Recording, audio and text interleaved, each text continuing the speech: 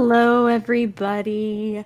I see you all there, and I can't thank you enough for stopping by. Cal G, hello. Father Christopher Miller, how's it going? Raj, Horny Alf. uh, oh, Legatus Legions, hello. I I just got done wrenching for the drinker. He and Mahler and Neurotic and Az and Count Dankula and Robert Meyer Burnett just had a fantastic stream. They were talking about a bunch of different stuff, but it was Drinker's Open Bar. He did fantastic per usual. Do we expect anything else? The let me see. I'm trying to think. Gosh, I don't even know. Like it started with something else entirely. And then they just sort of went into talking about stuff that they loved and different things that they really enjoyed. And so it was great. It was always great to be there in those streams. Andrew Hoyle, hey, how's it going? And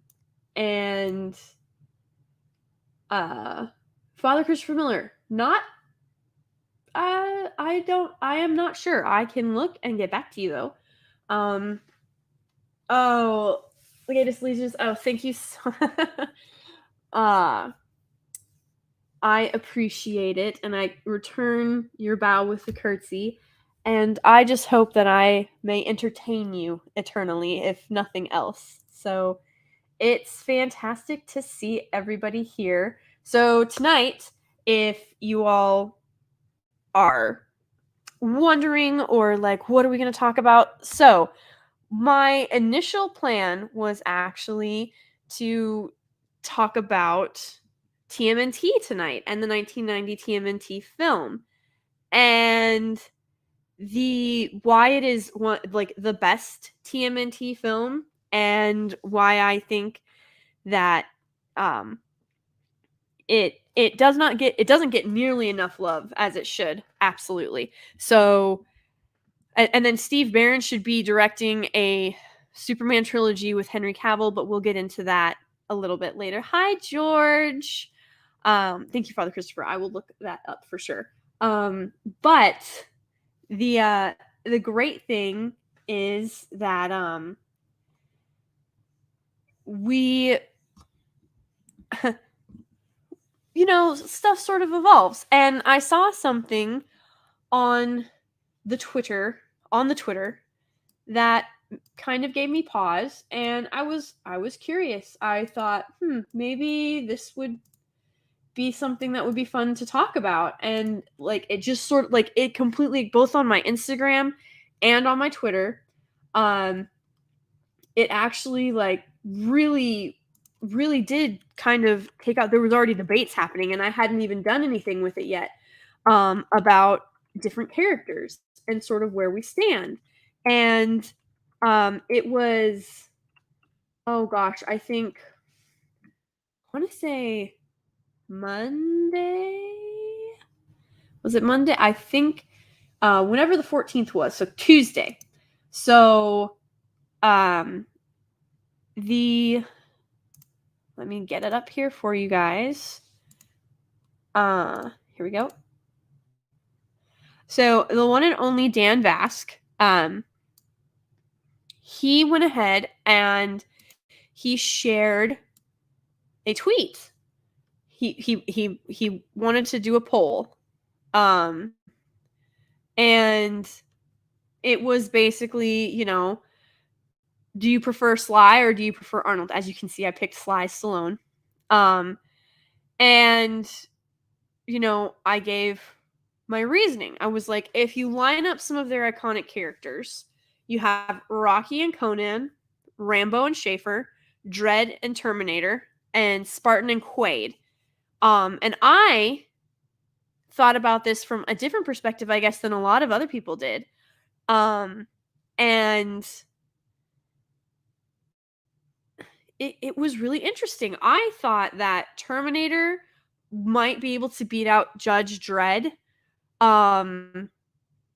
But that Rocky, Rambo, and Spartan, like, bar none, character-wise, beat Conan, Schaefer, and Quaid. The interesting thing is that, you guys people responded to this, and they responded over on my Instagram as well.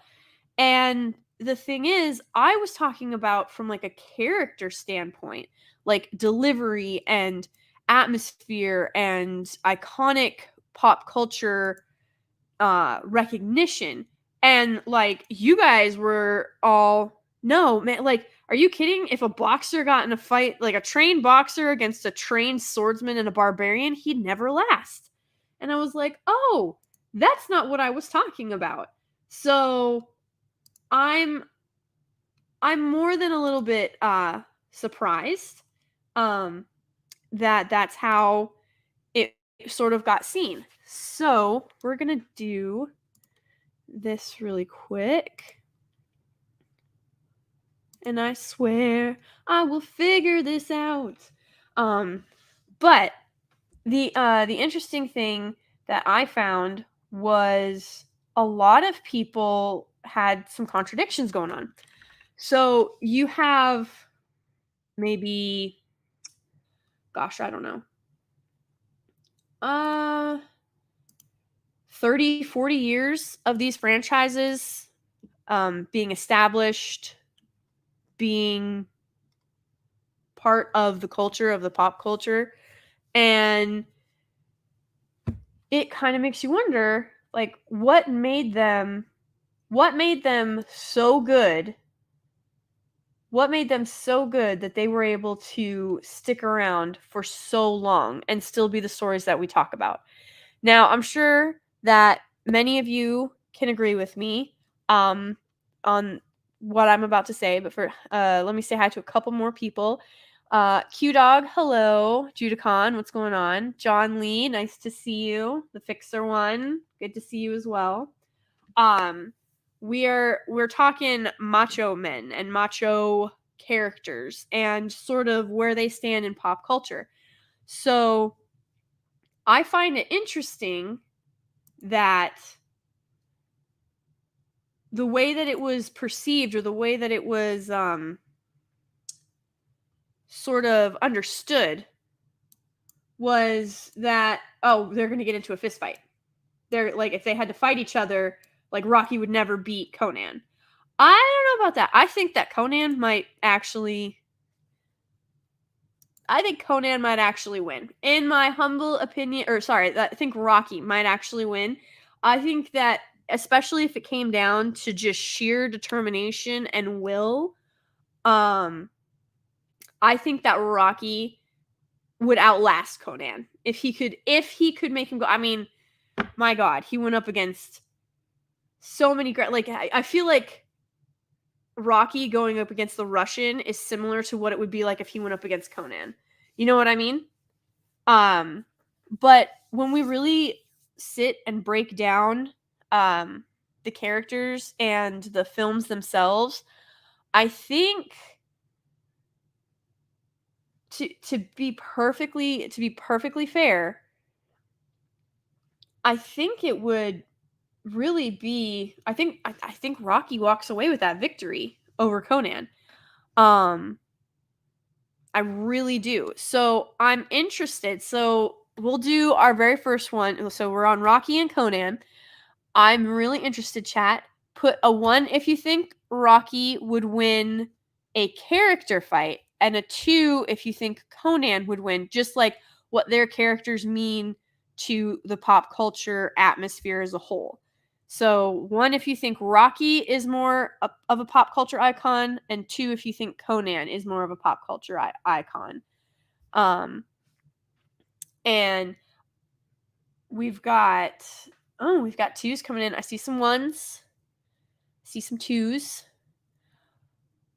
Conan did pit fighting. Okay, bastard. Hey, how are you doing?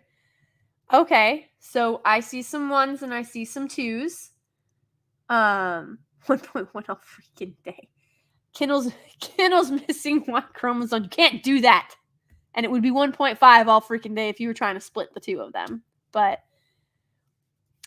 George, Conan wins fight, but Rocky is the bigger icon. Interesting. So you don't think that Rocky could outlast Conan if there were no swords involved? Even though, like I said, Father Christopher Miller, go watch Conan the Barbarian like yesterday. What are you doing to me right now? Oh my goodness. I'm gonna save your pop culture soul here, sir. Good Lord in heaven. I think the best thing to probably do for Rocky, if we're talking getting into a fight, if Rocky can avoid body shots and he can avoid the sword, obviously, like if the sword is taken out of context, I think Rocky could win. If the sword is involved, I think Rocky would lose to Conan in a fight if the sword was involved. Because where Conan has just like, he's obviously a barbarian, he's just vicious. Rocky's got heart and soul, and you know, he'll fight until there's nothing left and then still give some more.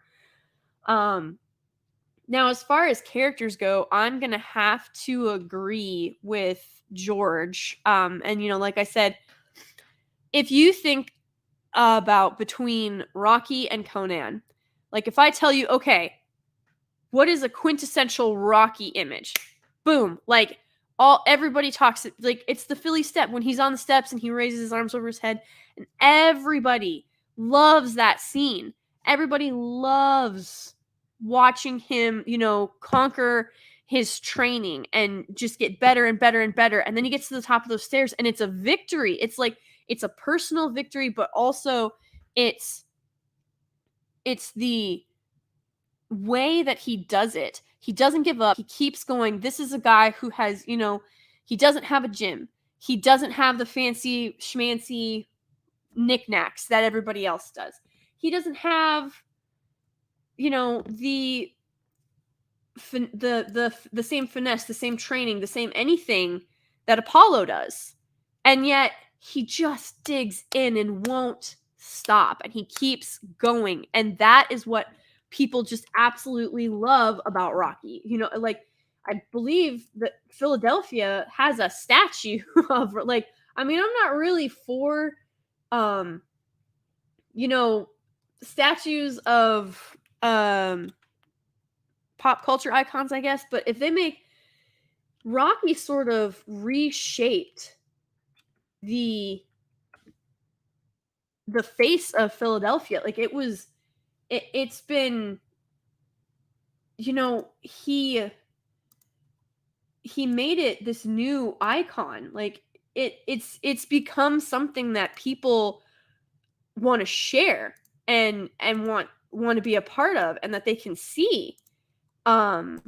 This is something that's really truly speaks to everybody on a different kind of level.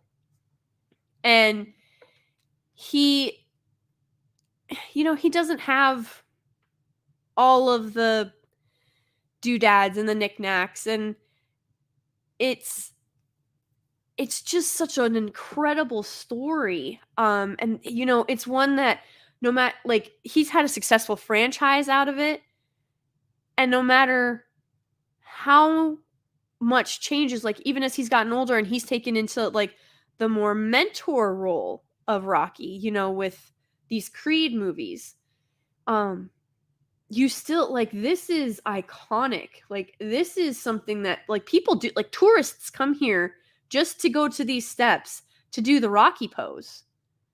And that's something that I don't think Conan could even come close to competing with.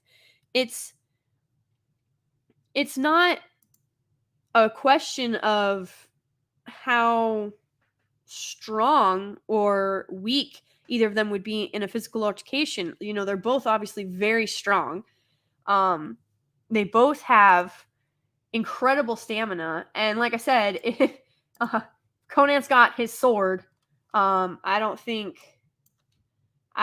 do not think that Rocky's gonna, like, I don't care how good of a boxer you are, I'm pretty sure the sword wins. The sword, I love my boy, but it's That's a lot of muscle with a very sharp, pointy stick coming at you. And, I think this is one of the more iconic faces and poses of Conan, but I don't think it ever reached the same heights that Rocky did with the Philly steps. Now, of course, I'm sure if I ask you what is good in life, you could all tell me. So, of course, Conan has got incredible pop culture significance. I'm not taking that away from it at all. None whatsoever. But I do think that if we pair them up character-wise, Rocky, as far as I know, you have Conan the Barbarian and Conan the Destroyer. And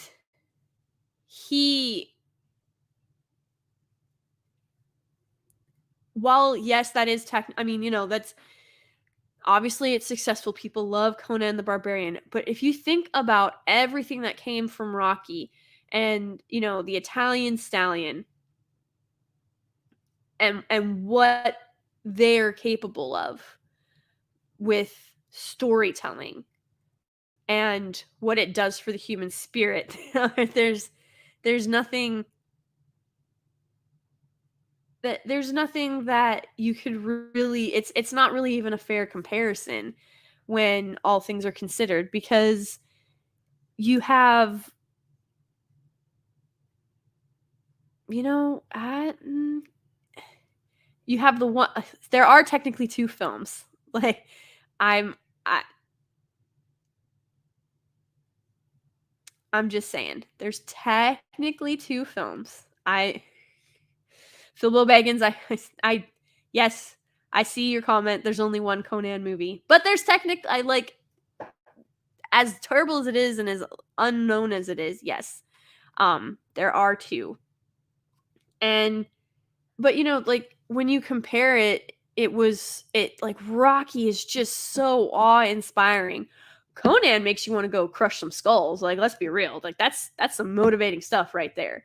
It is a great time. But if I had to line them up, I think that pop culture and character and story-wise, Rocky takes the W. I think if it gets into an altercation and Conan's got his sword, I'm thinking that Conan is going to win that altercation. So that is where I line up on it. Go ahead and tell me, Mark the Cyborg, what do you mean there's 3 Conan movies? What do you mean? I'm confused. Mark. Oh, one Jason Momoa. No. Okay. Two Arnold Conan films. Okay. Yes, you're right, Mark. Conan has been rebooted quite a few times. Yes. But I'm talking Arnie films because we're doing Sylvester versus Schwarzenegger on character comparisons with some of their most iconic pop culture iconic characters that they have had. So I'm gonna I mean, imagine Conan was a slave and went on to become a king. Yes, he did. But again, Rocky was a nobody. He was unheard of. Nobody trusted him. Nobody believed in him. Nobody trusted him. Nobody thought he was going to be able to do what he did. And then he comes out, and even though he didn't win, here's the thing. Rocky technically did not win. He didn't win. And yet he was able to inspire all of those people. Like, he was able to do so much and just keep going and survive and fight and win and show you what it takes in the heart of a fighter. And even though it wasn't his hand that got rose and he wasn't the victor. And then, it's a great lead into Rocky too, because you've got Apollo over here. Like, he's over here saying, that, it was rigged, and that that they're saying that he didn't win outright, and that he needs to prove all of these naysayers wrong. And this nobody guy who boxed against meat in the freezer and ran, his track was the Philadelphia streets. Nobody had any faith in him. Nobody thought he was going to be able to do it. And he freaking crushed it. And just it's just such an incredible story. And I wish we still got stories like that. But I am going to have to give between Rocky and Conan, sorry. I'm going to have to give it to Rocky. He wins this round. And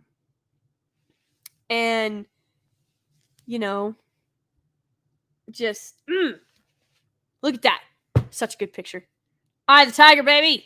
Yes. Oh, and can I just say, I love both of these characters so much. They're both fan-freaking-tastic.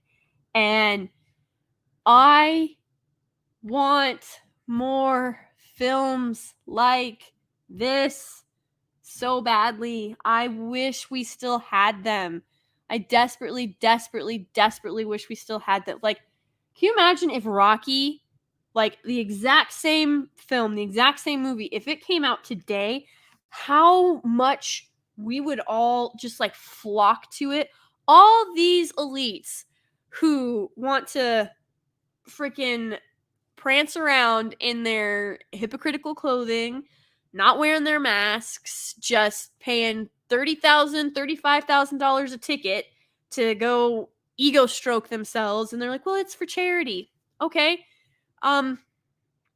Why do you need to announce that you're donating to charity? If you want to donate to the Met and to their charity, go ahead. Do it in private. The world doesn't need to know. The whole world does not need to know. You know what I mean? That's not the point of charity. The point of charity is to assist a cause or a group or a organization that is doing something worthwhile, something that is bettering society in some way. And you have all of these people who are like, nobody's going to the movie theater anymore because of all of these other things. No, nobody's going to the theater anymore because there's nothing worth going for. I already, we're gonna do a little bit of forecasting here. So next week I will be doing the 1990 TMNT film and talking TMNT next Thursday. That is on the agenda. But the Thursday after that, I already have my tickets to the 4 p.m. showing of Venom 2 because, oh my God, my boy Tom Hardy. Oh my God. First of all, his personal story is extremely inspiring, but the man can act. It's so incredible to see what he's capable of doing. And if you don't believe me, then you've not seen enough of his work. It's truly a sight. Lady Gravemaster, if you want a shadow of that Rocky feel, watch Warrior. I've seen Warrior. Oh, love that movie. Everybody should listen to George. George is wise. You should go watch Warrior if you've not, because it is fantastic. And, so Thursday after next, so like I said, next Thursday, 1990 TMNT movie. Thursday after that, I've got my 4 p.m. ticket to Venom 2, Let There Be Carnage, and then I'm going to do a live review after that. And, it's going to be, I'm really, really looking forward to it. And you know what? Easy Ed, that's okay, because the past has some great gems, and hopefully after I thoroughly praise it, love it, shout it to the sky, maybe you'll be interested in going back and watching it, because in my humble opinion, it holds up to this day. It sure as crap looks better than freaking whatever TMNT special effects they tried to do with that Megan Fox TMNT. I don't even know like what year that came. Like I watched that and I was so disgusted by it that I like bleh. It's so terrible. Like no ninja, no. Absolutely not. But back to Rocky and Conan. Like I said, I'm gonna give Rocky the W. If you agree, go ahead and drop a 1. If you disagree, go ahead and drop a 2. And we'll sort of see where we lay. But that is my humble opinion on this. I think that Rocky takes the W. George, I have seen Taboo. I freaking love that show. It only having 1 season is absolutely criminal. I'm going to be perfectly honest with you guys. There is very few things with Tom Hardy that I have not seen. I'm going to just let you know that right now. Very, very few things that I have not seen that Tom Hardy is in. Just saying. Like, I went to Inception like 5 times, and it was not for the story. Or, what is his name? Oh my gosh, I've lost his name. He's the main character, and he's like super famous. And he was in Titanic. He was Jack. Oh my god, why I can't think of his name. I cannot think of his name. And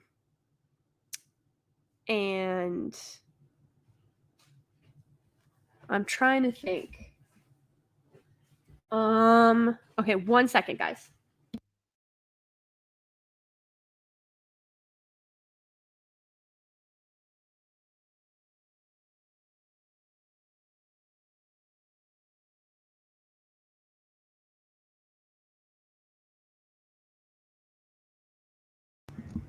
So sorry, somebody came to the door. But okay, so I see some 1s and I see some I see a lot more 2s than I see 1s. So apparently, yes, Leonardo DiCaprio. Thank you guys.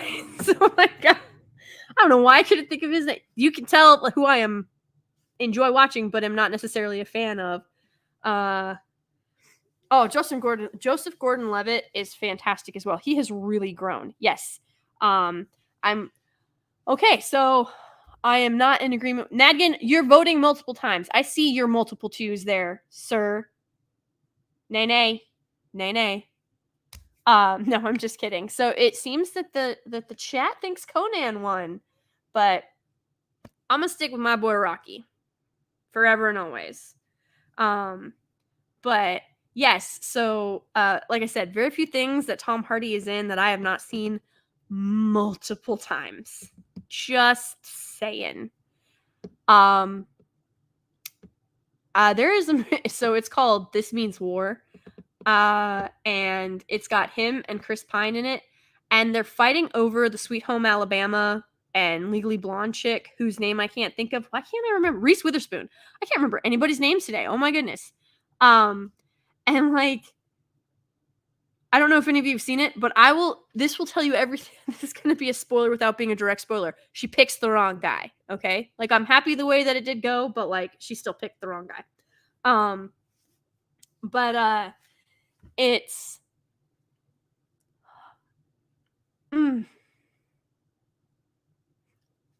it was one of the better action comedy, I guess, romance movies I've seen in a long time. And Layer Cake, huh, George? I'm gonna have to go see that. Oh my god, this is turning into a Tom Hardy stream. We have to stay off of the Tom Hardy. We have to stay off of Tom Hardy because that will be a 6-hour EFAP style, like long stream. So we gotta stay focused. But thank you. And yes, we stand Tom Hardy. The Father Christopher Miller, you're not allowed to hate anything, especially not turtles who are ninjas. What is wrong? Stop leading these poor youngsters astray. I don't know which TMNT you're talking about, but if it's the 1990 TMNT, we need to have words.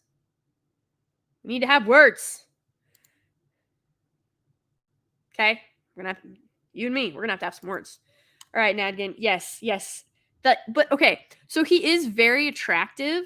But he's just like he exudes masculinity and strength and charisma and presence. You know what I mean? Like so many actors today are absolute vortexes. They suck the charisma out of the room and it's terrible and I hate it so much because nobody like I cannot think of any actors that they're putting forward today that can like I wouldn't trust them to save me. Are you kidding me? I wouldn't trust them really with anything. Certainly not my kingdom, not my heart, not my soul, not anything. Like I don't believe that they're courageous or brave or capable or strong. We have gotten so far off the rails, kind of, sorta. But that's what I love about these characters. So like also the 80s speak to me because like and you know, you have like that 80s and early 90s has some of it too. But like these characters with you know, are next up especially freaking you have Rambo, right? So we're going to do Rambo and Schaefer. And Rambo is just like pure man. Like he's pure man. Okay, I have to get the Tom Hardy is hot off the screen even though it is technically accurate, but there's more to it than that. But anyway, so you've got Rambo and oh my god, his story and his character and his arc and what he was able to do and how he handled and it's so insanely guttural and like real. I mean, this is a guy who has been through the shit. This is when, you know, you've got Vietnam raging. You have people who are pissed and they are not supportive of the military. They are not supportive of it. You know, like, so what a lot of people don't know is the reason that Vietnam was different from so many other wars previous to this was because we had no cameras. There was, and when I say I don't mean like the Shutterstock cam. I mean filming like live, like what is happening in color, what's going on over there. And it's oh gosh. It changed the way that Americans viewed the war. And the thing is, we didn't have social media. We only had mainstream media and what the news was telling us. And I'm going to say a name here. I won't say her name. Well, if y'all know who I'm talking about, there was a woman who went over there and basically just trashed the troops. And then came back and went on a propaganda tirade against everything over there, including our troops. They were called horrific names. And they never, and this is by people who never had to fight it, who never had to go over there, who never had to see it, who never had to witness those horrors, and who never, they had no firsthand accounts of people who were actually in, I'm gonna cuss, I'm sorry, Father Christopher. These guys were in the shit, okay? They were neck deep, sometimes most of the time, in over their heads, deep. And, you know, when all you have are excerpts of people who are not given orders, who are not in the shit 24/7, who haven't been there for 9 months, they've been there for a week, and they catch a couple of, you know, shots that they're trying to sensationalize. The Vietnam War was a mess because the media was literally an enemy of the American mission over there. And there is no freaking way. I see some of you dropping her name in the chat. As you can imagine, she's pretty much a cuss word for me that I'm not going to say. And it's just, to have been able to capture that and put that on screen for people to relate to, and to actually have that raw emotion and that presence and that mindset. Rocky did something, I think, a lot of people say, well, Forrest Gump had the Vietnam War in it too. But there's something about Rambo who, he just wants to come home. And there's that saying, you can never come home again. And you witness it here. You have, Rambo should be the bad guy. If you think about it, all right? If you think about this, Rambo comes home and he starts taking out cops. He starts taking out sheriffs. He's basically holding the town hostage, right? But not really. He didn't start it. He didn't, this wasn't his wish. He wanted to come home. He wanted to work, and he wanted to forget about the war. He wanted to forget it. It haunted him every night. It haunted him every day. He lived it. He breathed it. He can still smell it on, he talks about it. I can still hear them. I can still smell them. I can still see them. I can still feel it on my hands. To put that and freaking put it on screen and capture it so vividly and so accurately.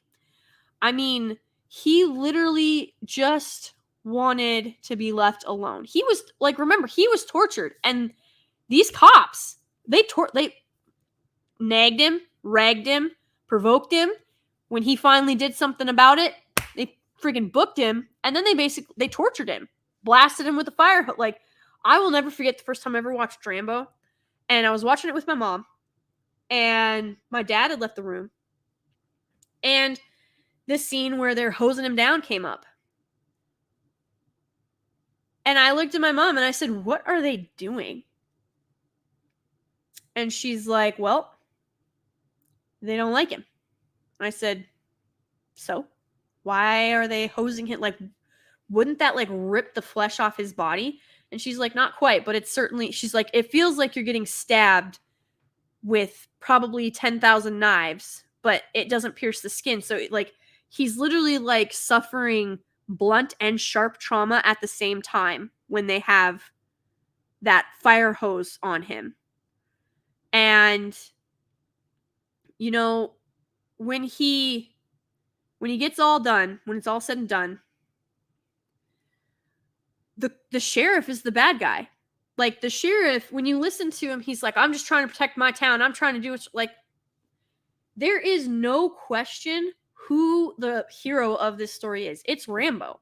He's just trying to survive against freaking all of this abuse, and he's trying to survive his own head. He's trying to survive his own nightmares and this reality that he's been shoved into and browbeaten down. And just can you most people cannot imagine what some of these men, and yes, men, saw and survived and witnessed and had to do. And then we just expect them to fall back into society.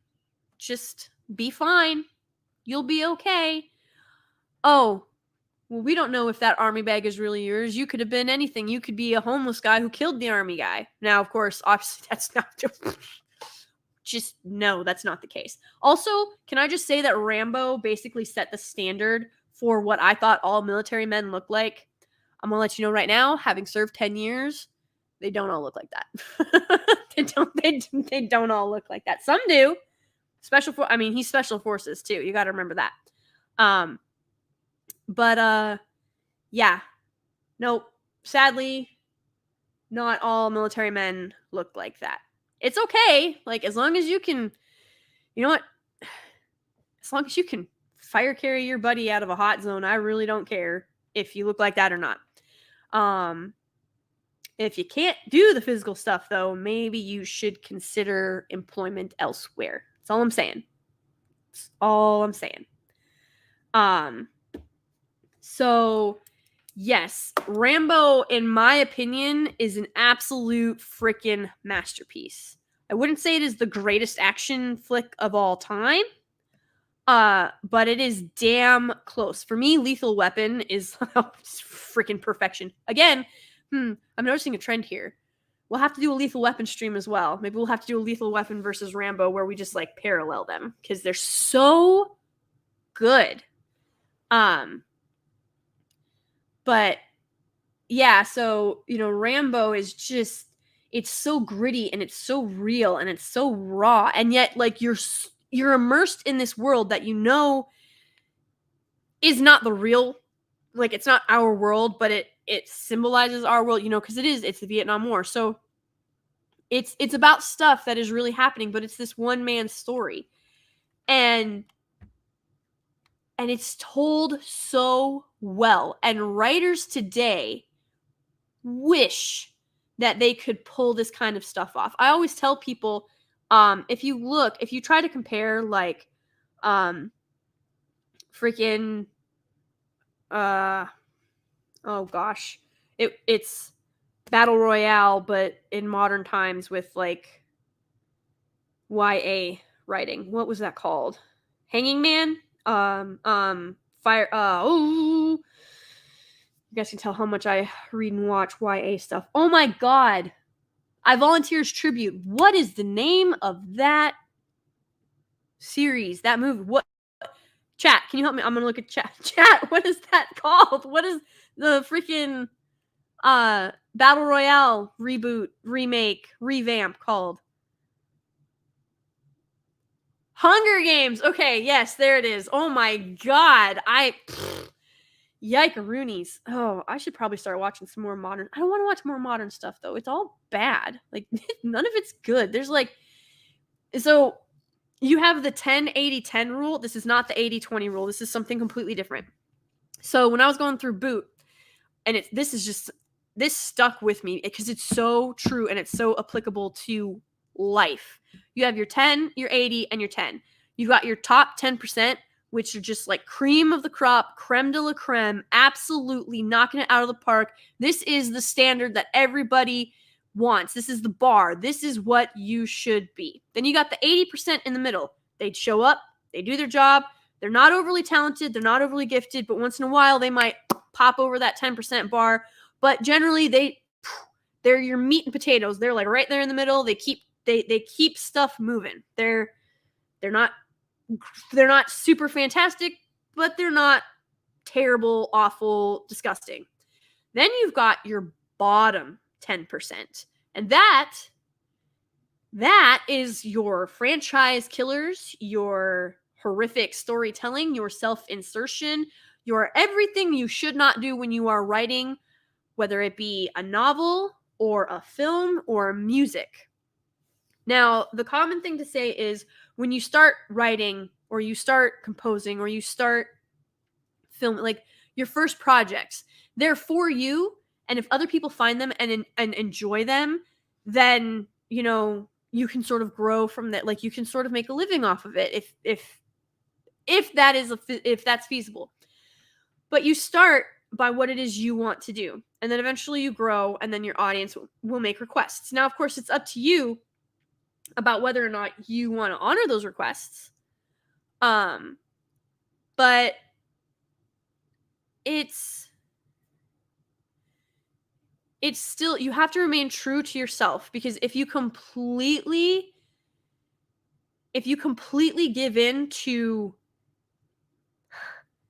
the as we all know them, the squeaky wheel, or the screaming Twitter mob, you're never going to get stuff like you're never going to get stuff like Rambo or Rocky. You're never going to get Rambo. Are you kidding? Rambo could never be made today. Maybe in a few years once we get over all of this nonsense. But nah, I mean, Rambo could never, ever, ever, ever be made today. And that's just, Rambo's in the top 10%, Rocky's in the top 10%, Conan's in the top 10%. Like these are your top tier deals. These are it. This is your, this is, they're in that top 10% that I was talking about. And Easy Ed, I see you. You were an aerospace materials engineer. If you were anything other than 99%, you were fired. Okay, yes, but also, Easy Ed, just saying, if you aren't basically perfect 100% of the time, people die.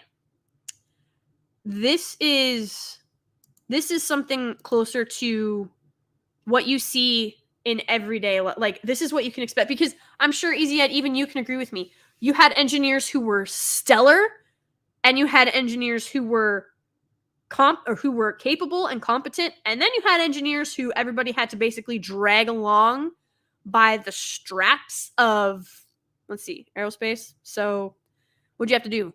Like rig them up to a no, couldn't really do that. Did you just send them with some ID10T forms and ask them to go get all of the Loctite that they could find? Because I know that happened a lot too. No, you can't pull them by their bootstraps, Aaron Delph, because, correct me if I'm wrong, Easy, I was on the wing side when I served. You can't have your bootstraps hanging out. Like, you cannot have stuff dangling when you are around aircraft. Cannot do it. Somebody's gonna die. Somebody will die. Let me see. So it's, yeah, so you can't, like, that's a whole other stream. But yeah, so you have your 10, your 80, and your 10. And right now, I don't know if you guys have, I'm sure you have. I mean, I know you have. Right now we're getting the bottom 10% of stuff. Like, we are at the bottom 10% of pretty much everything. Like, I'm trying to think. Yeah, I honestly, like, when the Tomorrow War is like the best thing you have going for you,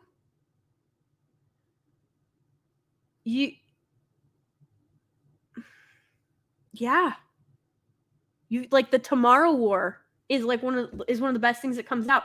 It wasn't a bad film by any means, like, at all, but if you put it up against, like, Rambo, you're never gonna, it would never ever hold up. You know what I mean? It would never, the two, it's not comparable, like, in any way, shape, or form. Could the Tomorrow War stand up against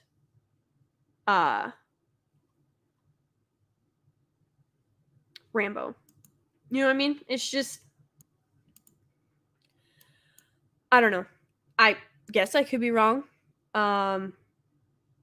So we're gonna flip it a little bit, because I saw some of you make the comment, and I think you're right. I think that Rambo and Matrix would be a better comparison. I'm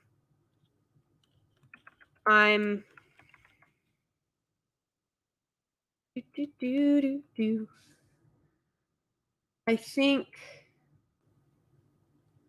here we go. So we'll go ahead and we'll do this is such a good movie too. Oh, hang on. I'm gonna try and find you guys a good one. See, I didn't have this prepped. This is what happens when I try and go off the cuff. It's all right. We will survive. Hey. So you've got Matrix 4 will be trash. Yes, that Matrix 4 is going to be trash.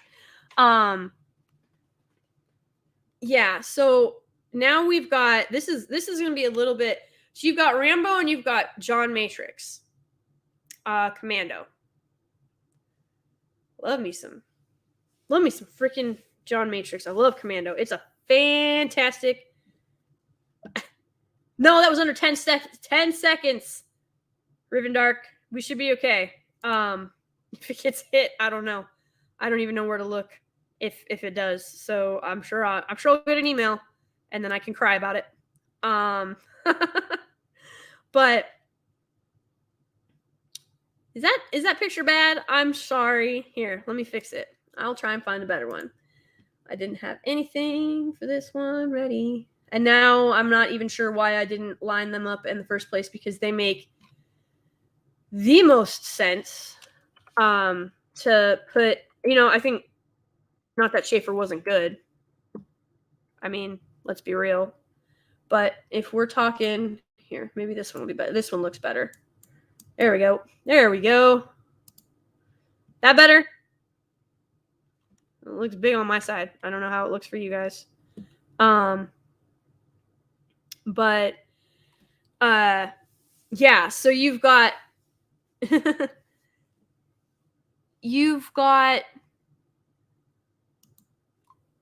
now we've got Matrix versus Rambo. I don't know, actually.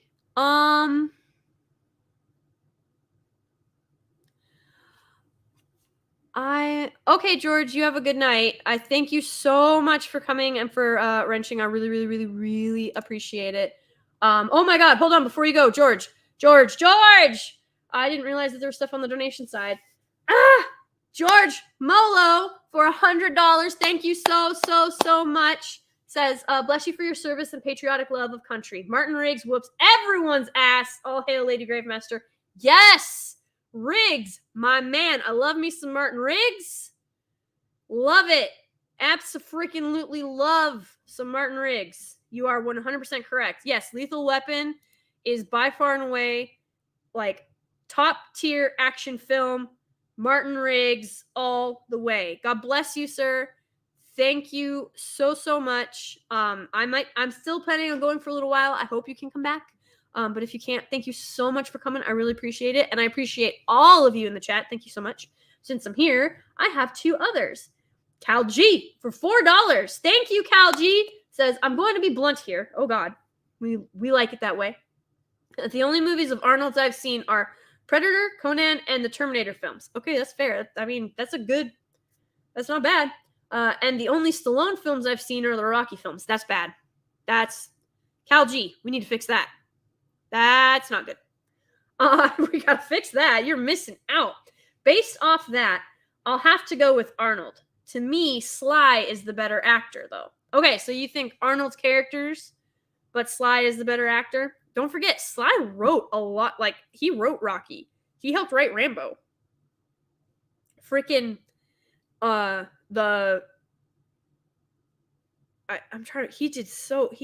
a lot of stuff.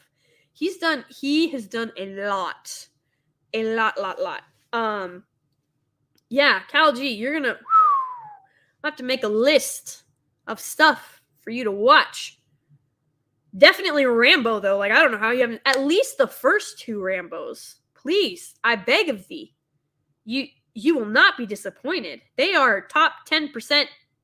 Absolutely. Rambo, 100%.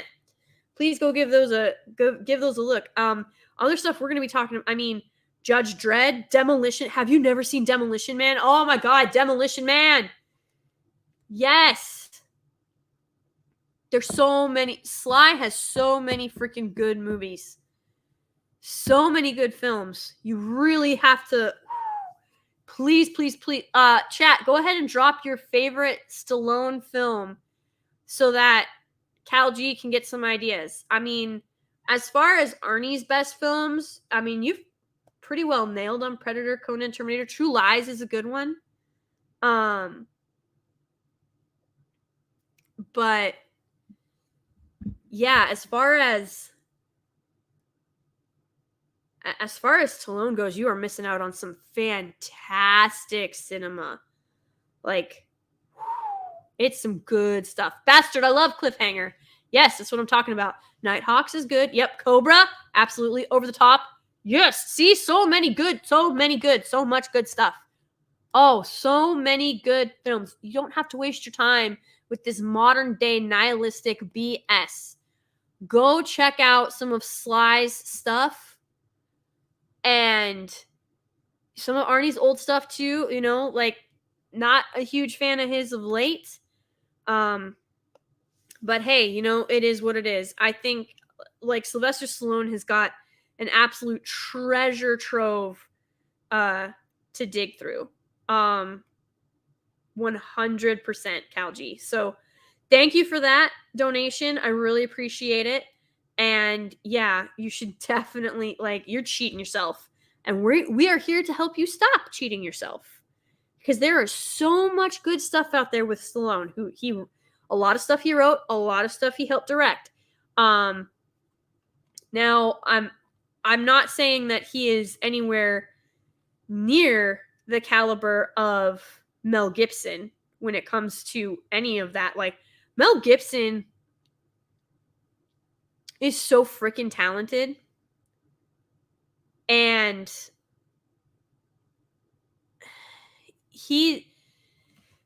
what he was able to do, like, The Passion of the Christ is perhaps one of the greatest films ever made. And then you just look at his other litany of, like, look at that man's resume. He's got, I mean, oh, yeah, that's a good, like, The Patriot. Oh, it's so good. Like, he's so Braveheart. Oh, this, like, the Lethal Weapon movie. Like, there's so, like, all of his films are, like, rushing to my head all at once. You've got the Lethal Weapon films. You've got Braveheart. You've got The Patriot. You've got, he directed, I believe, if I'm not mistaken, Apocalypto. I know he did Passion of the Christ. Oh my God. He was funny in Daddy's Home too, honestly. Like, he was my favorite part. He's just like,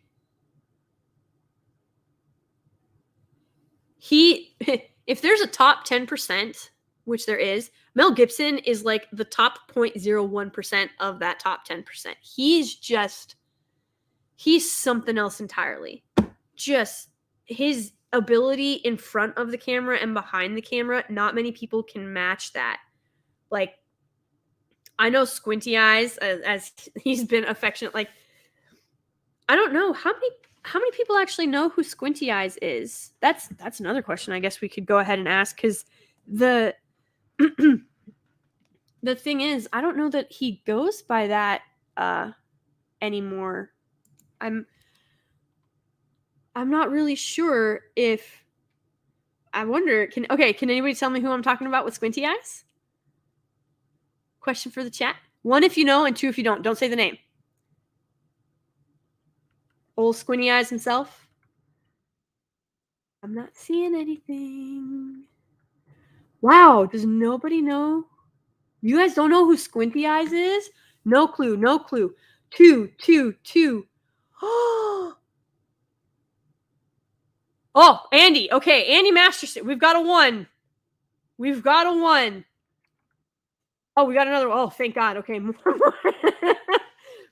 are coming in. Oh my God, Clint Eastwood, y'all. Like, oh, thank you, Jesus. I got worried for a second. Holy cow. Yeah, so Clint Eastwood. So I would say that Clint Eastwood and Mel Gibson are just like a whole other level. I can't believe you guys didn't know his name was Squinty Eyes. Like, when he did Westerns. Oh my God. I'm not old, and I know that. At least I don't think I'm old. Maybe I am old. Like, I don't know. I'm a millennial, I guess. Squint like Clint. Yes! Proven 22X. Abso-freaking-lutely. Yeah, so Easy Ed, I agree. Payback, Under the Radar. If you guys have never seen Conspiracy Theory with him and Julia Roberts, it's fantastic. Mel Gibson's work is phenomenal. It's just truly, truly, truly something to behold. He did, Mad Max. Freaking outstanding. Tombstone. Yes. Bastard. Yes. Clint Eastwood. And it's But yeah, so you've got that. You have that sort of.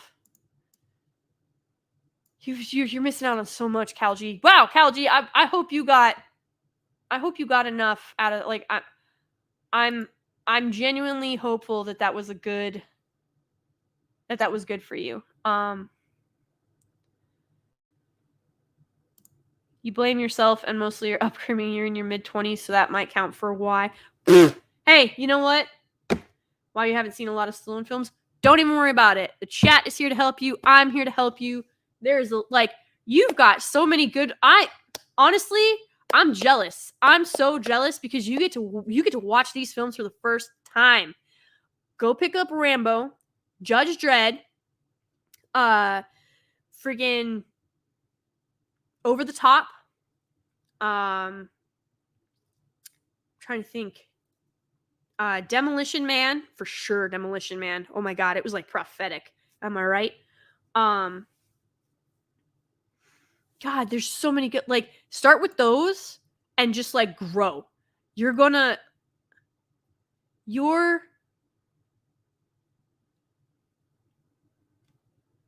won't be sorry, Calgy. Like, you're in a very unique position where you get to experience all this for the first time, and because you're an adult, you get to pick when you watch them, where you watch them, and which order you watch them in. I mean, obviously, if you're going to go watch Rambo, please watch it in order. But it's so freaking good. Oh! There's very few things. I don't even care what anybody says. I love Cliffhanger. I don't care that it's like cheesy and it's so good. It's so simple and interesting. And it's like they tried to take Die Hard and put it on a mountain. And you know what? Considering what Die Hard has done to itself of late, Cliffhanger looks freaking fantastic. Yeah, I love Cliffhanger. I think it's great. But like, look at this. Like, this is just freaking jawline, biceps, big manly hands, holding a freaking rocket launcher. Like, make big boom boom. We'll make very big boom. I'm all for it. Call me crazy, but I like masculine men who are capable and confident and able to just waste everything and everyone in front of them if the need arise. And even if the need not arise, still be able to do it. Like, it's so, like, look at this. Like, fire in the background, dead bad guys everywhere, freaking ammo boxes, rocket launcher. It's just so good. Yes, very big boom. We make a very big boom. Very, very big boom. And it's just so good. Now, if I had to put Rambo against Matrix, oh man. In a fight, honest to God, I don't know. I'm going to have to give it to Rambo because he was able to outsurvive an entire freaking army. And take him out. And yes, Matrix was able to survive an army and take him out. But Rambo was able to do it without all the fancy toys. Just saying.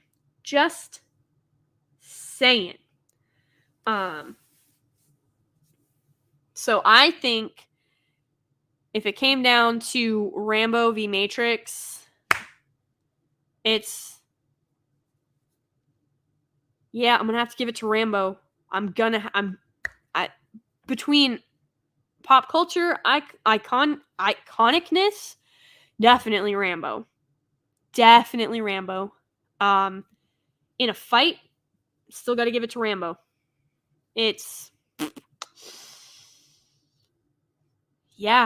Gotta give that one to the Tweaky Kid. Yes, Rambo is a weapon. Matrix is good using them. Absolutely. Rambo's also good with weapons of opportunity, as they are known, which would be, like when you sharpen friggin' cut down trees and then sharpen them and turn them into lances.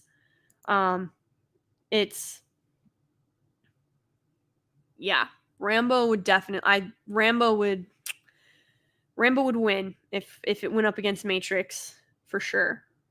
I'm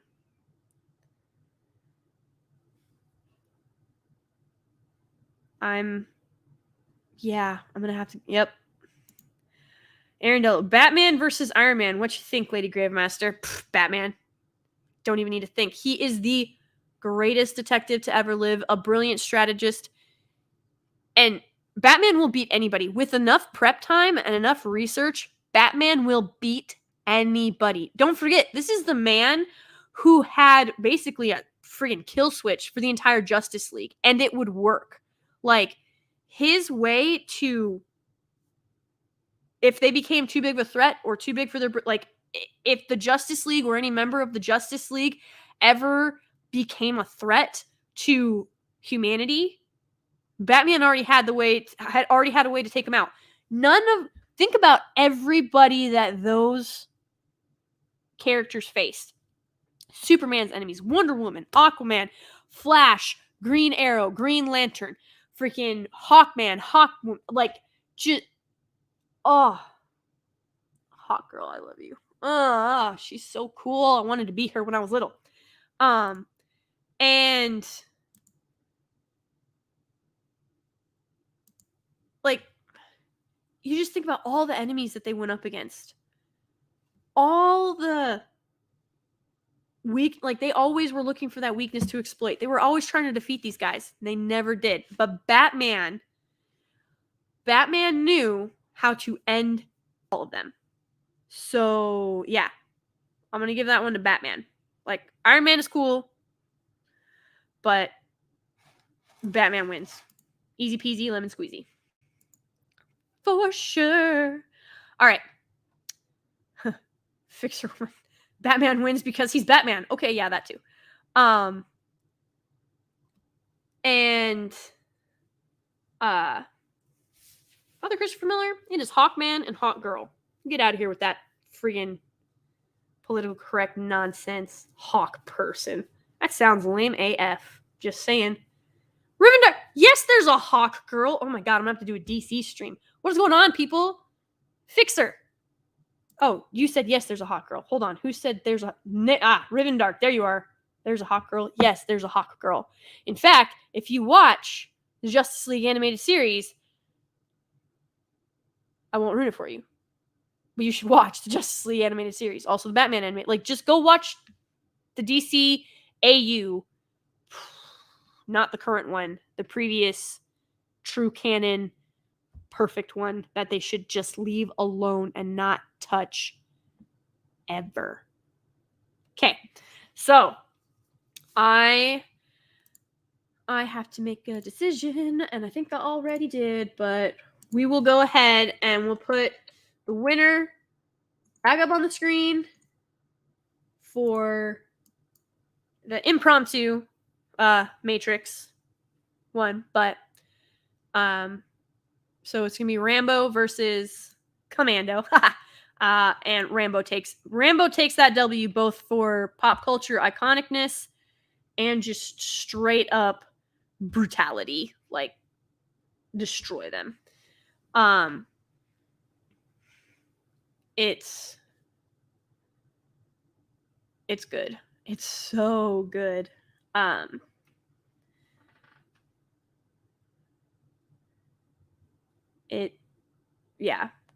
Cal G, go watch Rambo. You're missing out.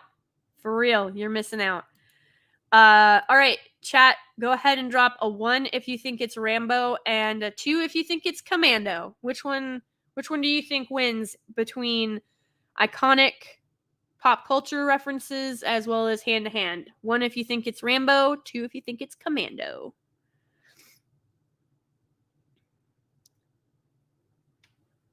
And Najin, don't worry. If you screw up, I'll just, hang you up by your ankles and fillet your skin. I'm kidding.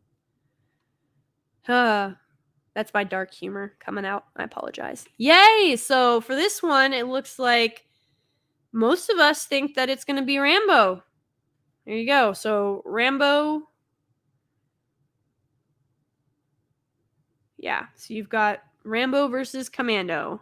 So it looks like Rambo takes the W for the chat as well. All right. So very cool. Very cool. I'm glad that we can enjoy that. Now, Crispy Critters. What's number 3? Is it both of them? You got Chuck Norris. Okay. Chuck Norris isn't here. Yes, we're at Sly's got 2. Arnold has 0. So let's see who we have next up on the roster. We have Judge Dredd versus the Terminator. Okay, so I think that I am the law. Like, come on, guys. That is like so freaking so iconic. I love Judge Dredd. Like, it's so freaking good. And it's the first Terminator, for everybody that's wondering. It's the first Terminator. It's bad guy Terminator. I'll be back. We'll get to that. We're on Judge Dredd right now. But, so we've got Judge Dredd.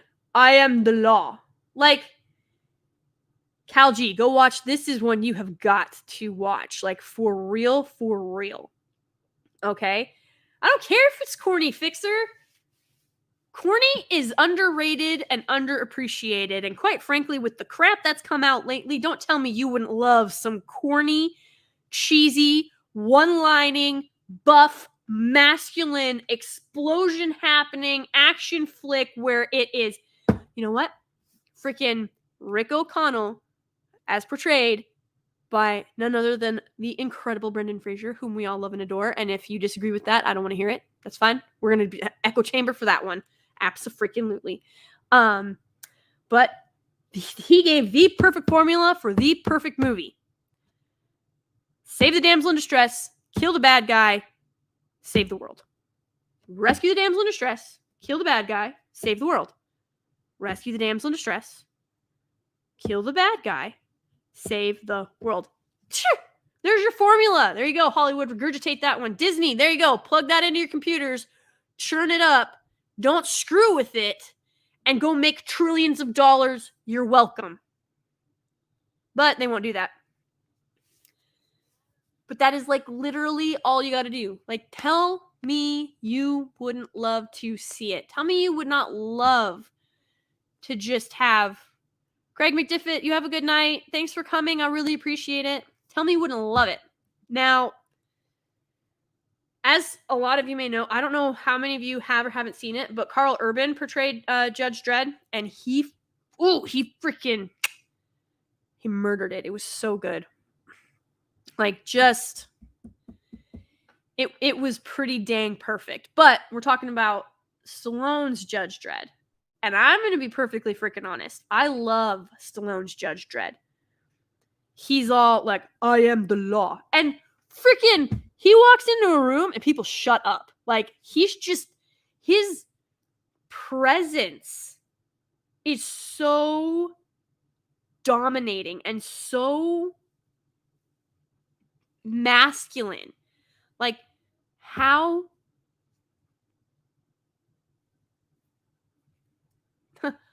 I would not want to be on the opposite end of this guy. Now, you know, we're not comparing Carl Urban's Judge Dredd and Stallone's Judge Dredd. That would, I could ask Quarter Black if he and I could maybe do a stream about that, because I know that he's a big fan. If you guys haven't seen, by the way, Quarter Black with his streams and some of his vids that he's got over on his channel, he has a Judge Dredd helmet, and it is beautiful. Like, absolutely fantastic. Well freaking done. Like, for real, for real. It's so good. But yeah, so if we ever wanted to do a Carl Urban versus a Sly Judge Dredd, I would probably ask Quarter Black if he wanted to have that stream, because I think he's got the gun as well. He's a big Judge Dredd fan. He's awesome. I'd have to. Okay, I'm gonna file that away. So I need y'all to stick with me, and I'm gonna try and stick with all of you. We're gonna stay with Sly's portrayal of Judge Dredd, and Najin. Do that. Not just the hunt. Yeah, he does. Okay, he does have the gun. I thought so. Yes, his lawgiver video is so good too, guys. Yeah, for real. Check out Quarter Black. He is awesome, and Judge Dredd though. Between his gun and his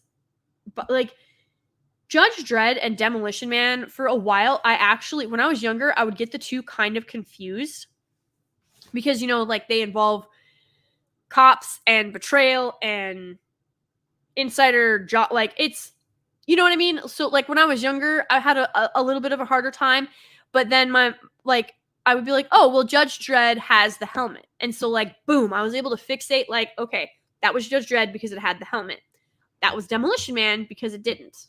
And so you've got, so you have Sly, who Judge Dredd is just, obviously, so it's in the future. He's a cop. And the reason that he is, his tech is meant to take down, anything. That's what his tech is built for. So, his I am the law is pretty freaking iconic.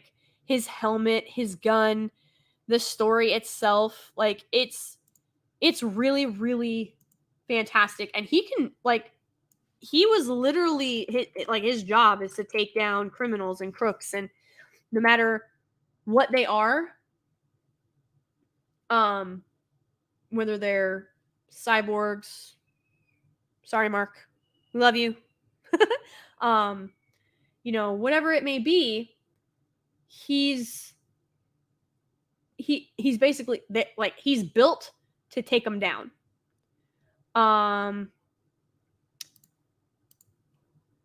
And he's definitely got that iconicness. I don't think he's gonna beat the Terminator, though. I mean, this whole first movie is literally it's between John Connor and Sarah this movie couldn't be made today for the simple fact that, if you guys remember, the reason that he was able to find her, is because he literally looked all of the Sarahs up in a phone book. That's what he did. And not all the Sarahs, but so anybody that had her name, basically. He walked up to a telephone booth and he used the telephone book. Not a whole lot of telephone booths left, and honestly, I think I'm one of the last few people left that uses a telephone book, if we're going to be perfectly honest. And he's so freaking just chiseled in this movie. He looks like he was programmed or produced in a lab for this film. And so you've got I'll be back and the Sarah Connors. Yeah, so he goes through the phone book looking up all the Sarah Connors. And then Reese shows up to save her, and then you've got, John is in her, well, at the end, John is in her belly. But this first film, this first film is freaking damn near perfect. There's so much. It captures an essence and a time that you can't reproduce this. You've witnessed, they've tried Terminator Derp Fate, I believe, is what we've been affectionately calling it. But, I think as much as I love Stallone's Judge Dredd, and as iconic as it is, the helmet, the gun, the story, I am the law, this film is something that is even still, like, it's timeless. And it's relevant today. And it's freaking phenomenal. And it's just so good. Like, beyond anything that I've seen come out definitely in the past 10 years or even the past 20 years. Like, yes, so you've got The Lord of the Rings, but that's not an action film. Yes, there's action in it, but that is obviously a high fantasy film trilogy, and it's based on phenomenal books. And 1994 Q-Dog, you have a great night. Thank you so much for staying up so late. I really, really appreciate it. You get some rest. Thank you. But yeah, it's more than that.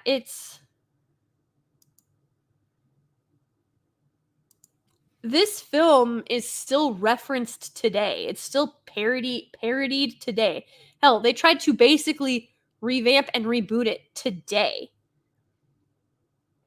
And I think even though that they're both future, Terminator comes from the future and Judge Dredd is in the future, and even though Judge Dredd has all of these futuristic weapons and he's trained to take things like the Terminator out, when it comes to the T8, like this, especially this first film, I don't think Judge Dredd, I think the Terminator wins in that fight. And when it comes to iconicness, as far as pop culture, I got to give it to the Terminator. It's so much of our current pop culture is rooted in the Terminator and the Terminator 2 that it definitely wins against Judge Dredd.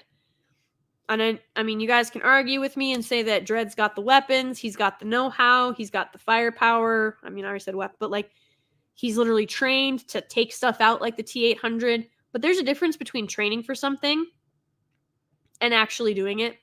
And as capable as Judge Dredd is, and as determined as he is in that film,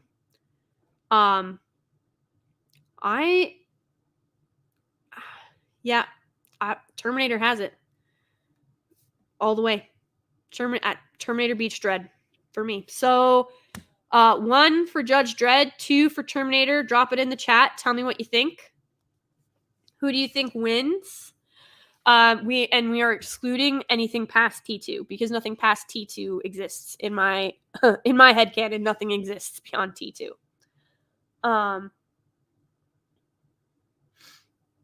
So lots of twos. Oh, James Hamblin and Aaron Bliff, you think that Dredd's got it, but Lee Dickey. All right, so we've got mostly twos. Yeah, Terminator, take this one.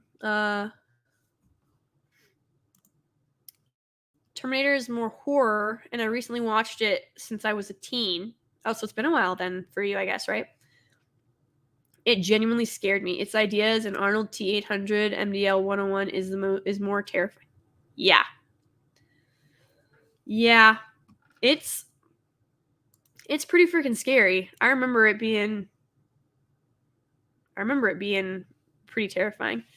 Oh, thank you, Father Christopher Miller. I really appreciate you stopping by. You have a great night. God bless. I promise I will say like 5 Hail Marys for cussing, and I'll do a rosary. What day is it? Thursday? I forget what mystery it is today. I know what it is, Father. I just can't think. My brain has just frozen. It's not sorrowful. Oh my gosh. Father Miller, what day is it? Are you still here, Father? Did you already pop out? Were you like, I'm popping out, and then you popped? Oh no. What day is what? I don't remember what mystery it is today. And it's Thursday is the only one that you do this mystery on, and my brain is oh no. Oh no.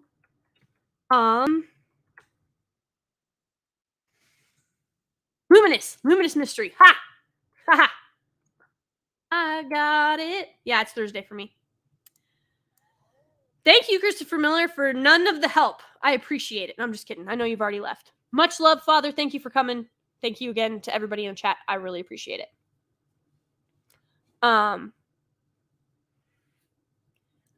Easy, Ed. What are you doing? Why are you lying? T2 had a conclusion. All the knowledge, all the technology was destroyed. Chip was gone. It was perfect. They should have left it alone. Let it lie. Let it lie. Najin, yes, thank you, Luminous. Yes, I know. I appreciate it. Thank you. Oh, and you're gonna holy cow, you're gonna ride this sucker, aren't you? Take Dredd as a trained warrior, let him study his foe, examine it, and I'd vote on him every day. I don't even know Dredd, but I love super soldiers, and I can see them beating machines any day. Okay. Well, Dredd is not Batman. Dredd's not Batman. A Sly's Dredd is definitely not Batman. I don't know. I don't think he would. I still don't think he would. Like that. Arnie's T-800 was freaking determined to kill and just keep going. So I don't know. I'm gonna have to talk to Quarter Black and just be like, hey, I know you really love this stuff, and we talked a lot about it in my stream, and I'd love to talk about it in your stream, or on my stream, or whatever, and we can just talk Carl Urban versus Sly Stallone's Dredd, and I'll ask him what he thinks about who would win between the Terminator and Sly's Judge Dredd. So it's okay, Fixer.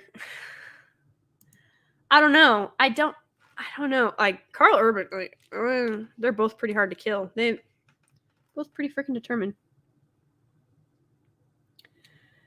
James Hamlin, if it's Sly's Dredd, I'm changing my vote to 2. Okay, so you're on the Terminator train. Okay.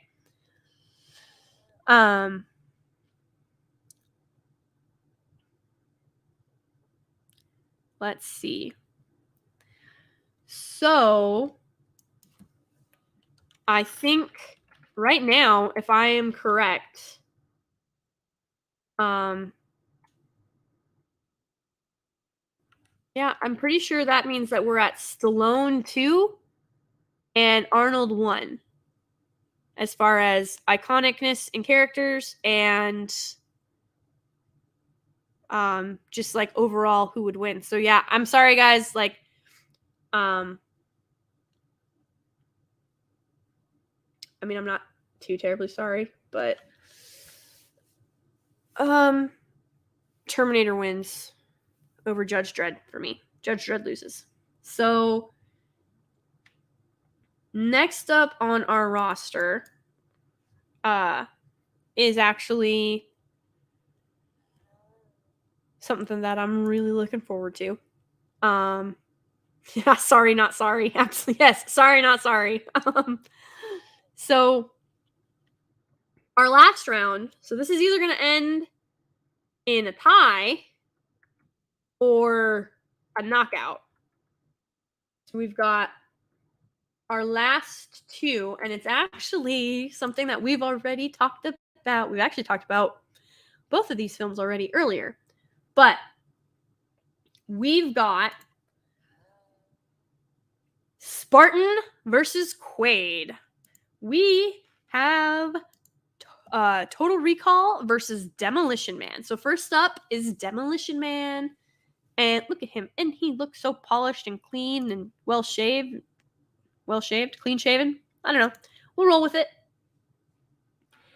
I love this movie. Calgie, if you're still here, if you are still here, if you don't want to start with Rambo, I completely understand. Please watch Demolition Man. Aaron Delft. All right. I'm pretty sure. I'm not trying to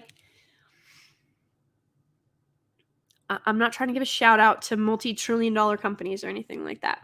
But I'm pretty sure you can watch Demolition Man on Amazon. Otherwise, go rent it somewhere. It's so freaking good. This is one of my favorite movies of all time. Literally. It's like, all right. Big picture. I'm gonna lay it out like this. 3 seashells. That is a pop culture reference and joke that's never gonna die. And Demolition Man did something, because if I remember correctly, this movie came out in 91.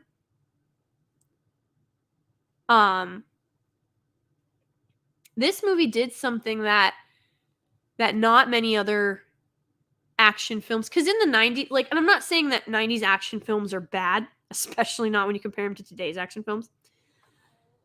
But when you compare them to the 80s action films, the 90s just lacked that charm, that 80s-ness about them. Demolition Man doesn't have that problem. It does not have that problem. First of all, the cast is phenomenal.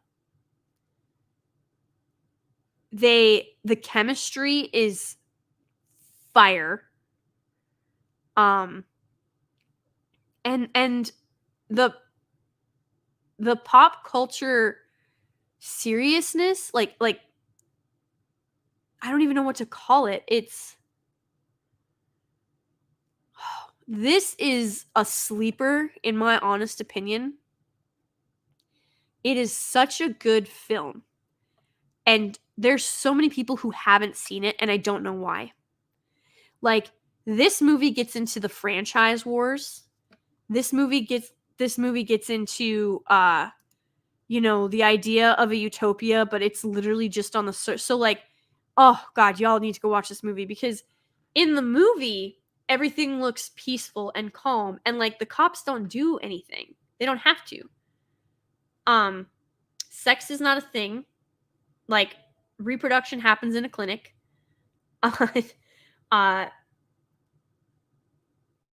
Sex is done, you put on a helmet. There's no physical touching. Physical touch is not a thing. And what's really hilarious is, so Sandra Bullock is in this film, and she is in love with, I think it's actually 90s America. It might be the 90s and the 80s. She's super nostalgic, right? She's Sandra Bullock is all of us today, with all the crap that we've been getting shoveled, and we're all yearning for better days. We're all Sandra Bullock right now. This movie is so good.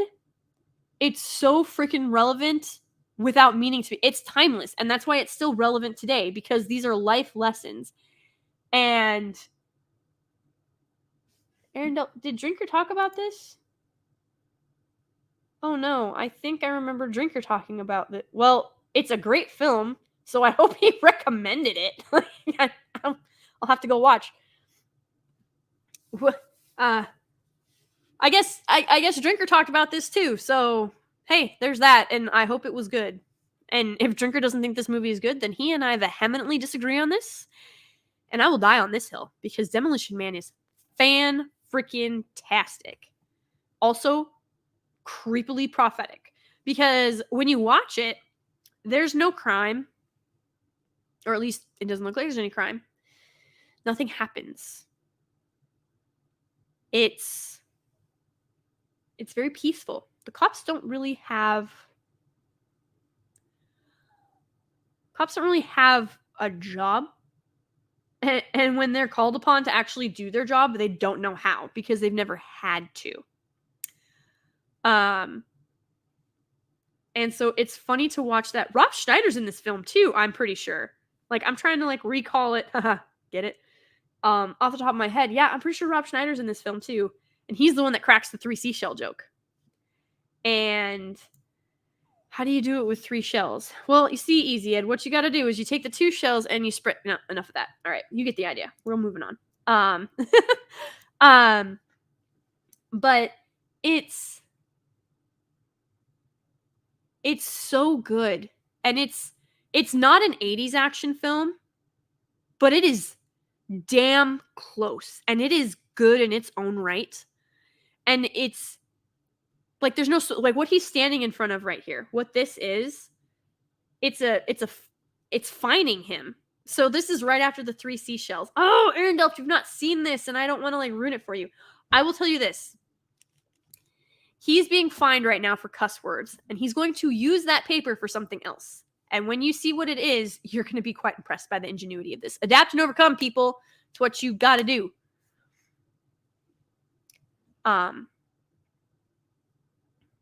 It's so good.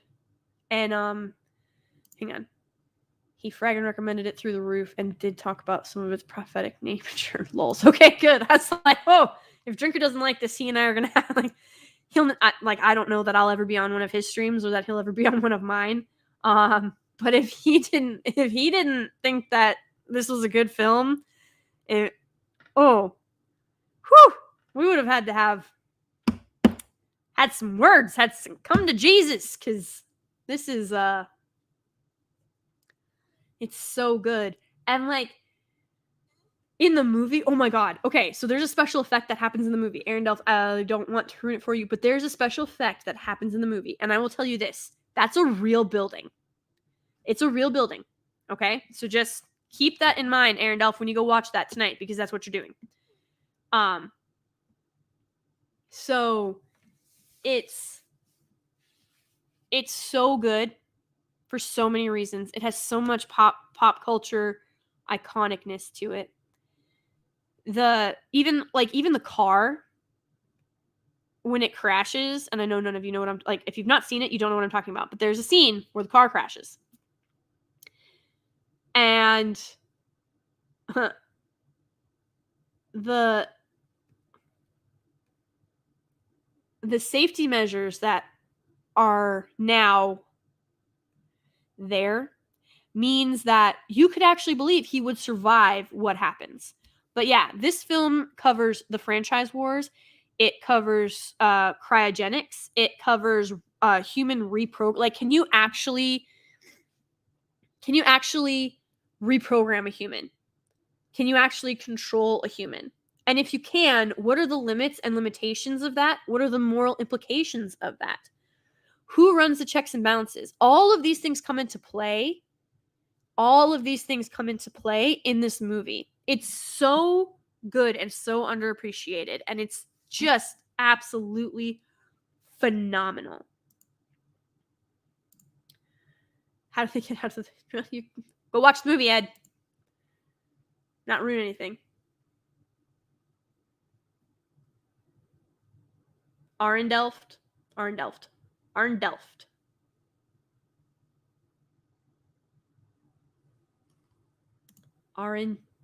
Arnadelft. Arndelft. I'm gonna struggle with that forever. You're about to become Delft. I'm just kidding. Yeah, so this movie is really, really good. It's really, really prophetic. There is actually a lot of...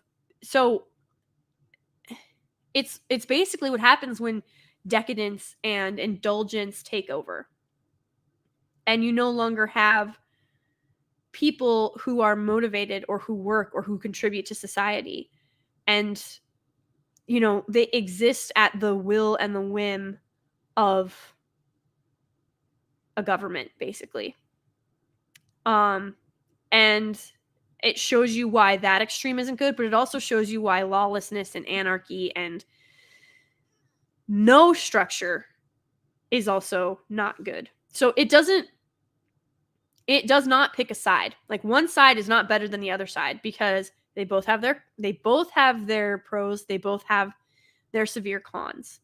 And this film really beautifully portrays what could be in our own future, quite frankly. When it comes to, honestly, like I said, that's sort of where we're sitting. For me at least, Sandra Bullock's character is us. Like, we are along for this wild ride, and we're all Sandra Bullock's character. Because we're all yearning for the romanticized ideals of what used to be. And we want to take the good and bring it back into our future. We want to take what is functioning and workable and contributes to society and add it back into our lives. And that's sort of where Sandra Bullock's character is at. It's a really, really, really good film. I think that it definitely, especially today, is extremely important and relevant. It is truly a timeless film, with a lot of really good lessons, and it's fun. It's so much fun. Now, if we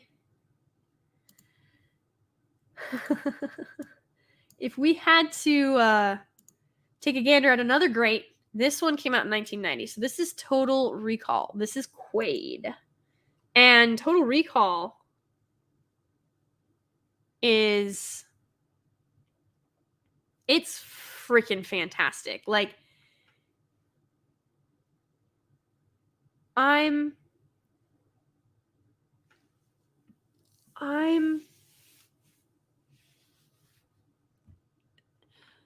it's interesting because this film is about a man who trusts the system. He's a good, diligent, hard worker.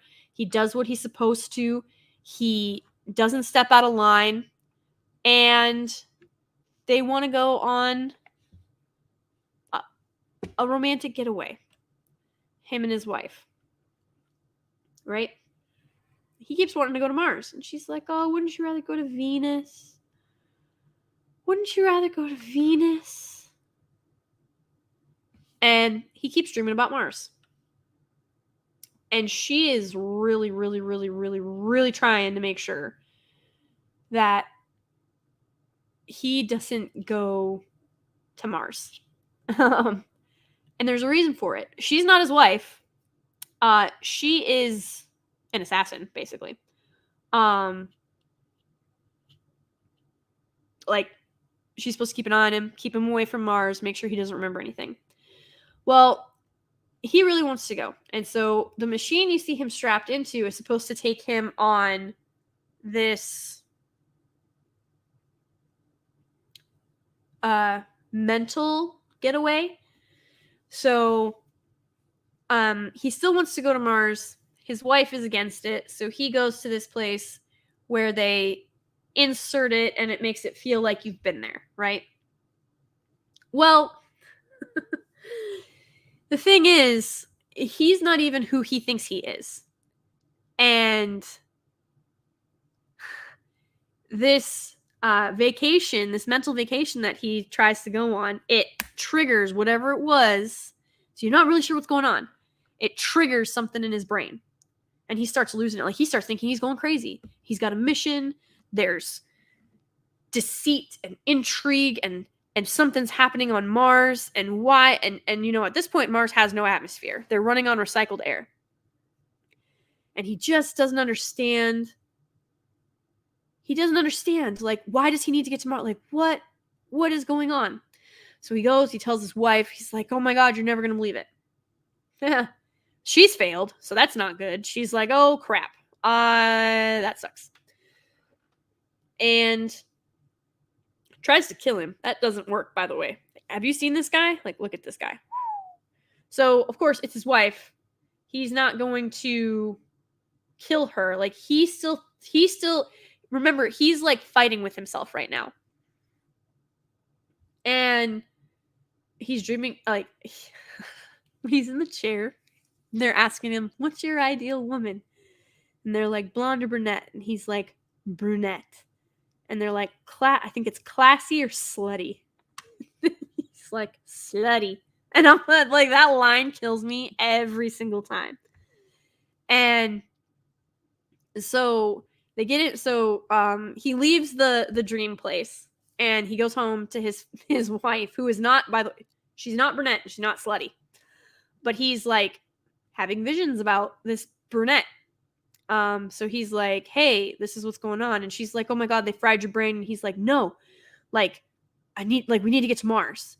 And she tries to kill him. He doesn't understand what's going on.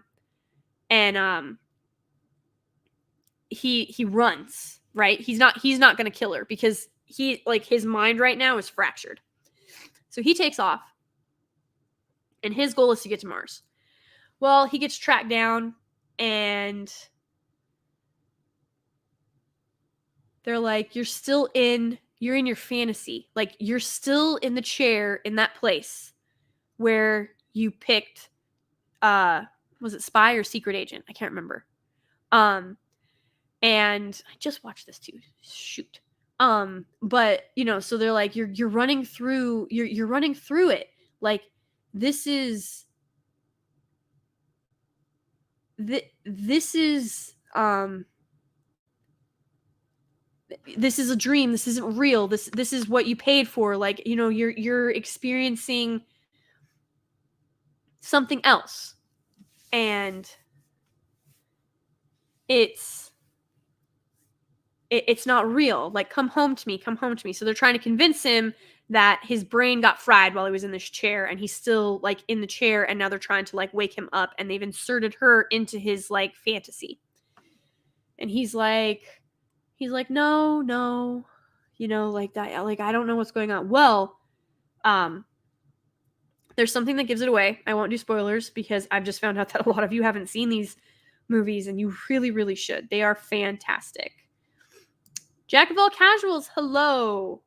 Currently working but leaving a thumbs up. Thank you. Also, Arnold v. Stallone. I don't know, boy. We're at 2 for Stallone and 1 for Arnold. It's not looking good, my man. It's not looking good. Just saying. Mr. Grant Gregory, hello. But yes. So it's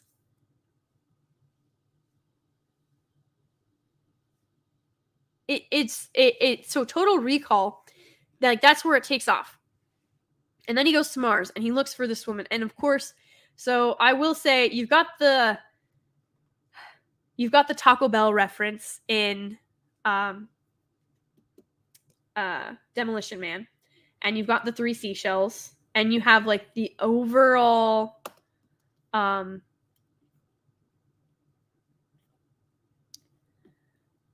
just timelessness and, like, propheticness of that movie, which is phenomenal. Total Recall gave us the 3-breasted hooker.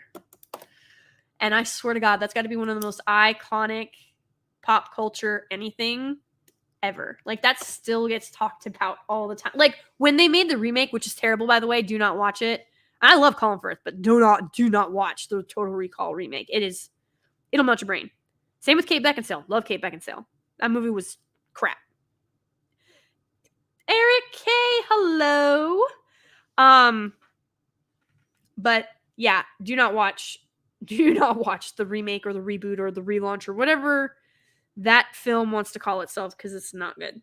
But when that got announced, like, I think 85% of the comments that I saw were literally, well, is there gonna be a 3-breasted hooker in it? Is there gonna be a 3-titty hooker? Because that's what matters. And it just made me laugh. So I think that is definitely some iconic pop culture-ness right there. For sure. I don't think, yeah, I don't know. Like, I think the 3 titty hooker beats out the Taco Bell franchise deal. But I'm trying to think. So, Total Recall, like, its whole story, he doesn't know who to trust. And he's been brainwashed by the system that he's loyally served forever.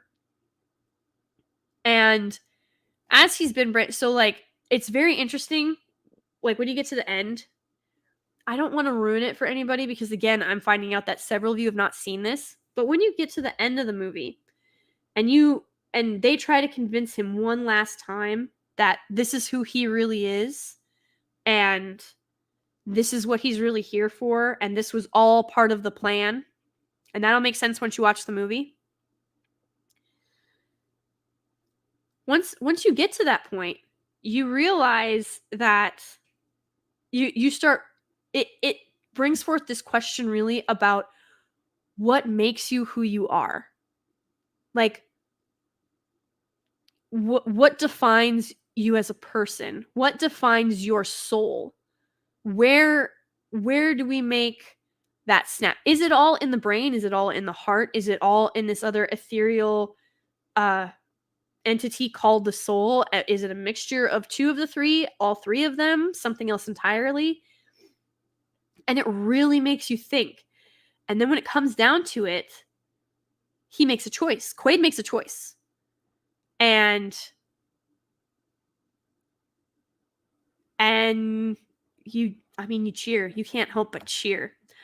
Also, I will say, again, this came out in 1990. Special effects weren't what they are today. Like, that's not really fair because Jurassic Park is also a product of the 90s, and we could talk about that some other time in some other place. But Jurassic Park still holds up today because they did practical effects and they did them well.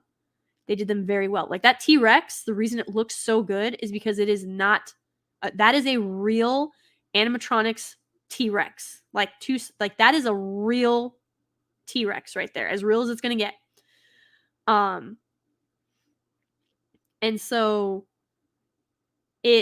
when you look at the special, like, a lot of people are like, well, it just looks so old. That's only because of how far we've come with abilities as far as practical and special effects. But if it weren't for this movie, a lot of the practical and special effects that we have wouldn't be what they are today. Nor would we have some of the iconicness that we have. And, it's interesting to consider what this movie puts forward. Like, it really does make you go consider what defines you as a person. Because you always say, like, you are the company that you keep. Well, are you really the company that you keep? Because these films, like both Demolition Man and Total Recall, you question it because neither of these men became who they were with. They had to make choice. Both of them had to make really tough decisions. I mean, Spartan, like, oh gosh, I don't want to ruin that, but Arndell, you need to go see. You need to go watch Demolition Man because at the very beginning, so where the conundrum, this is the conundrum for Total Recall for Quaid comes at the end, right? He has conundrums throughout, but the big one is at the end when they're like, this is the plan. This was always the plan. This is who you really are, right? And he has to make a choice. Like, he truly has to make a choice in that moment. If you go to Demolition Man, Spartan, his choice is at the beginning. His moral dilemma is at the beginning. And even though he does everything right, something happens. There's a reason he goes into a cryo state. And he works on it. Whereas throughout the whole movie, you have Quaid of Total Recall, you have Quaid trying to remember who he is and figure out who he is. And so Quaid's journey is very much similar to what we go through. Like, Who am I? What am I doing here? What is my purpose? What's my focus? What is the point of all of this? And then you get to the end, and I'm trying not to spoil it, but you go, wow, like nobody else can decide who you are. You have to decide who you're going to be and who you are. So both of these movies are really, really fantastic. It's it's something that, you know, it sticks with you. Like the lessons, they stick with you. But so in Total Recall, you don't really have an antagonist per se, like a focus for your antagonist. Um, at least in my opinion, like obviously, obviously there's a bad guy. Happens to be the guy, like they're best friends, right? Um, kind of, sort of, but are they really? Like, you know what I mean? That's something. Excuse me. That's something that you also question with uh Demolition Man. By the way, Demolition Man also has Wesley Snipes in it. He's freaking fantastic. He is clearly one of the antagonists. But there's a few others. And so, well, you've got like your big bad, you also have these other bads who are like pulling strings. So then you have to wonder, okay, who's really the big bad? And then somebody figures out a way to become the only big bad. I'll just put it that way. And it's just fantastic to see it happen because the way that it unfolds, again, it makes sense. The arc makes sense, the story makes sense. It's so good. And they have so, like, the casts in both of these films have such a good time. And it's Bruce Lombardi of Dixon. Yeah, Bruce.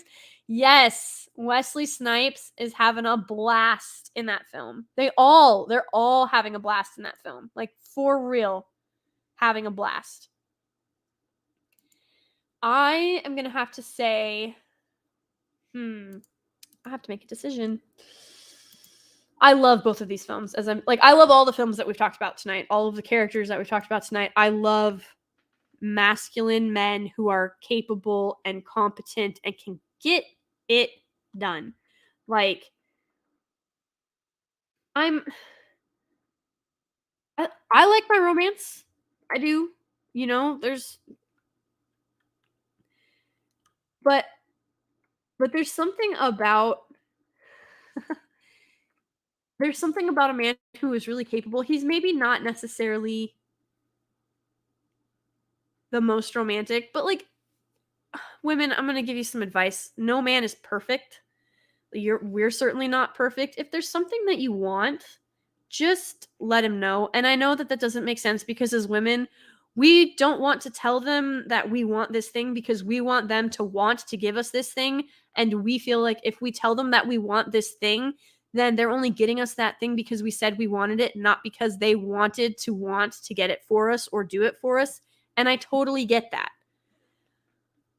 But if you want romance, if you want a night out, like, just tell him, I would like you to take me out on date night sometime. Don't tell me when, don't tell me where, just take me. And it's, sorry, I just I just saw the chat. Yes, you want me to repeat that, TC? I bastard your perfection very well. It was, I just mean that look, the women will know what I'm talking about. Guys, you can go back and re-listen to it, but it makes sense. Like, women don't want to tell you what we want because we want you to just know what we want when we want it and then surprise us with it, because then it makes us feel like you wanted to do it for us rather than us nagging at you or you're only doing it because we asked and not because you actually want to do that. The problem is you guys aren't mind readers, and I think that as women, we tend to forget that. It would be so much easier if we just told you that that's what we wanted and then like went with it. And didn't depend on mind reading. My wife tells me what she wants. Well, there you go. I'm happy for you. I'm gonna say it wrong again. Darn it. Arndell. I'm happy that your wife does that. But a lot of women feel like if your man really cares about you or really knows you, like this is the stupid mental gymnastics that women do. If you really love us and you really know us, then you would really know what we really love and what we really want without us having to tell you. Forgetting that we can't even figure out what it is you want and we can't read your mind and we get it wrong as well. But for some reason that gets overlooked. But it's hard, guys. So like just girls, just tell them what you want, what you really, really want, and they'll give you what you need, what you really, really need. It's just good stuff. But off of that tangent, these films are both extremely well written. They both have timeless stories. They both have great characters and arcs, and the cast's chemistry is just fantastic.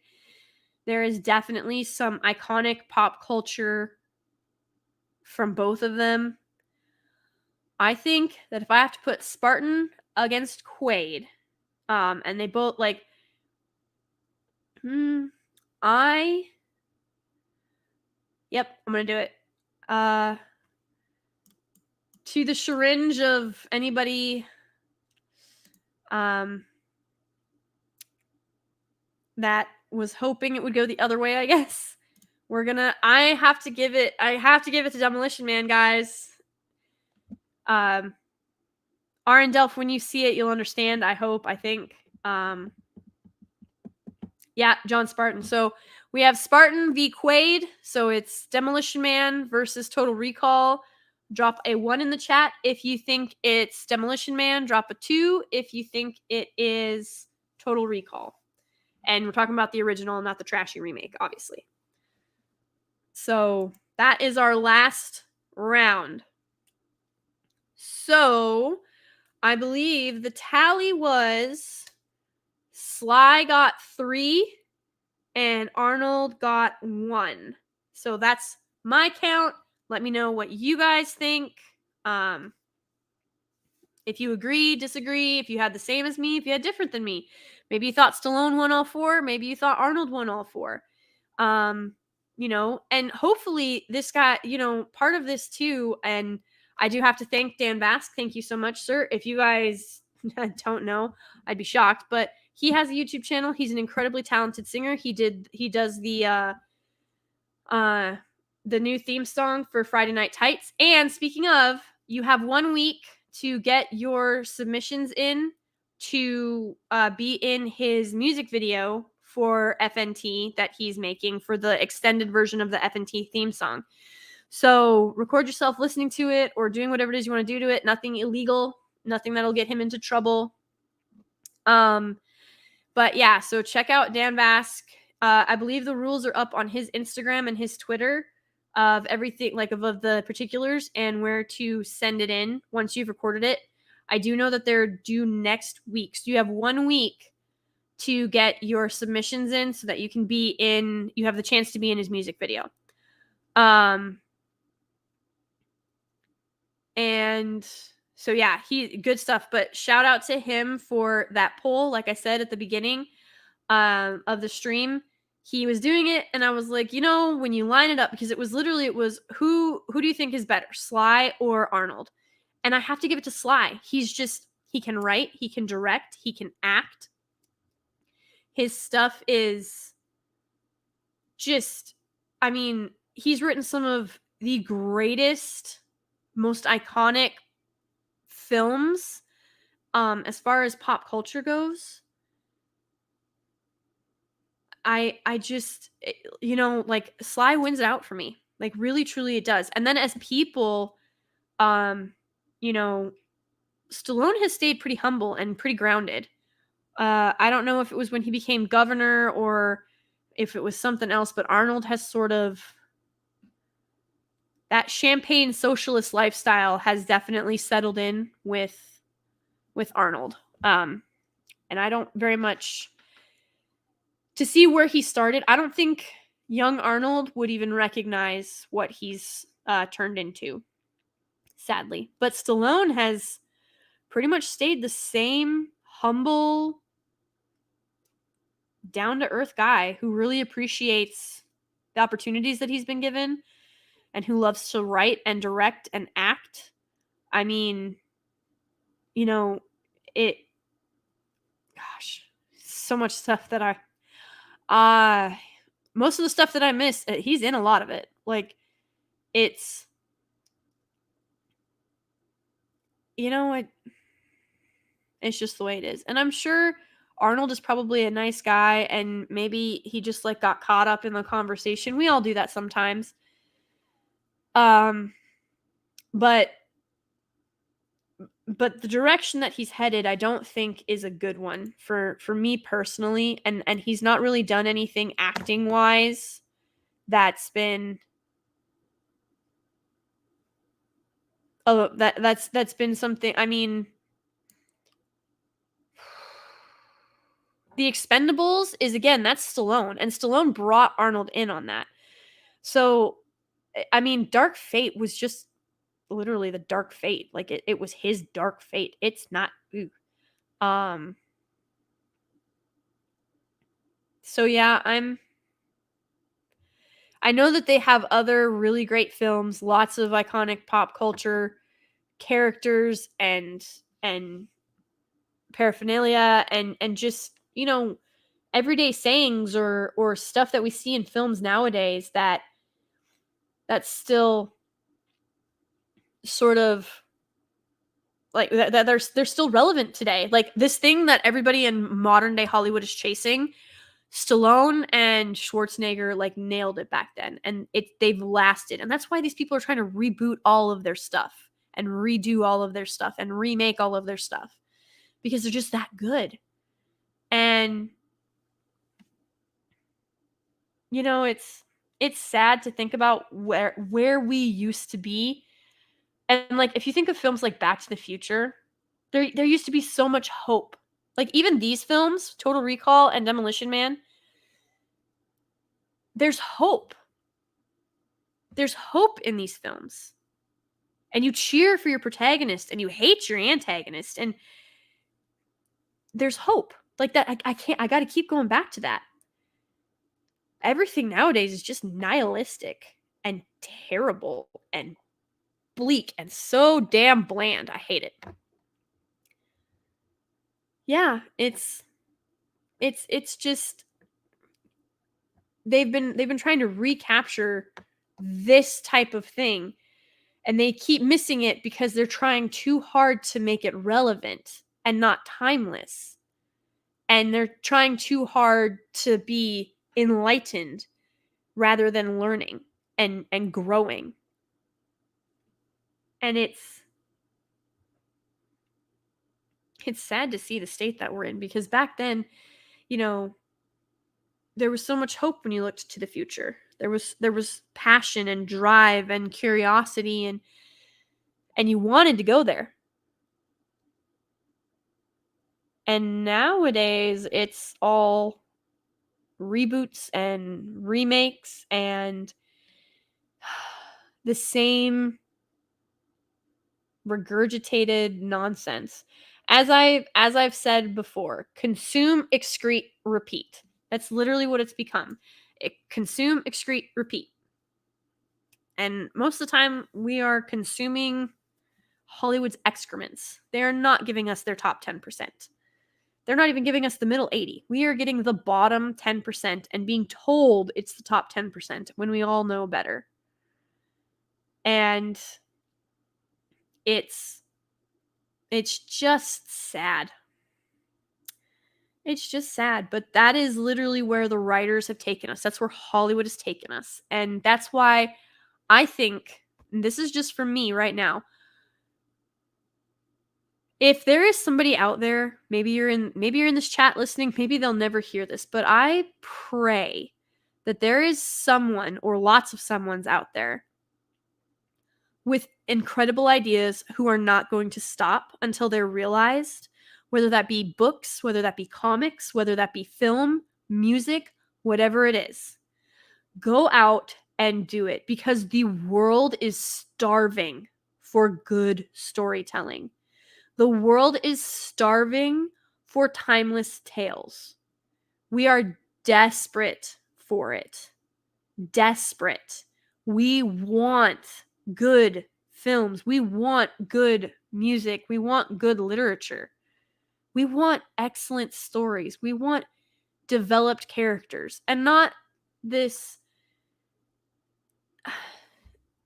something that's broken down by the numbers and done with formula.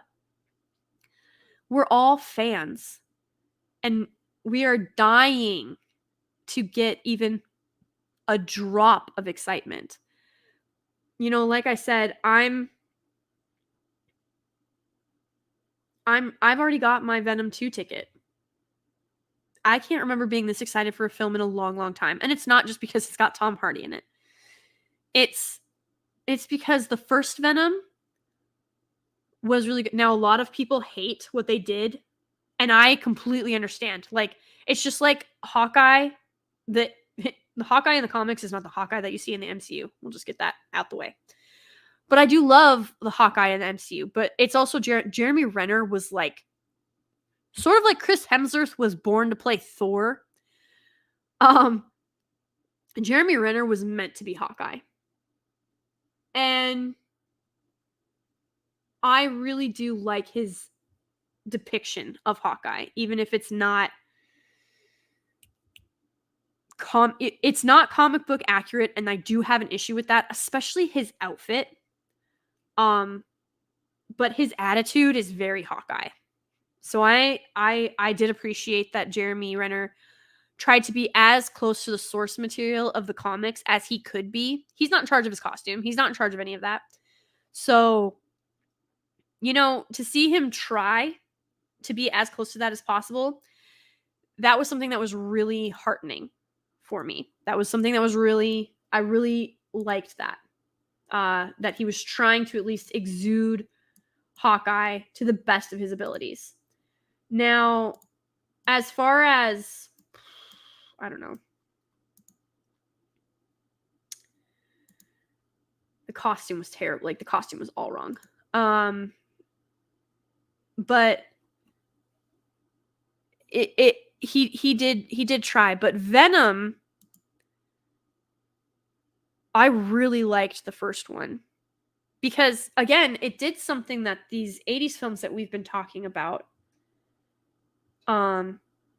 there's like, this is gonna sound so weird. It's bad when your Venom film has got more hope in it than your Avengers shows and your Avengers movies. Like, what in God's name is that about?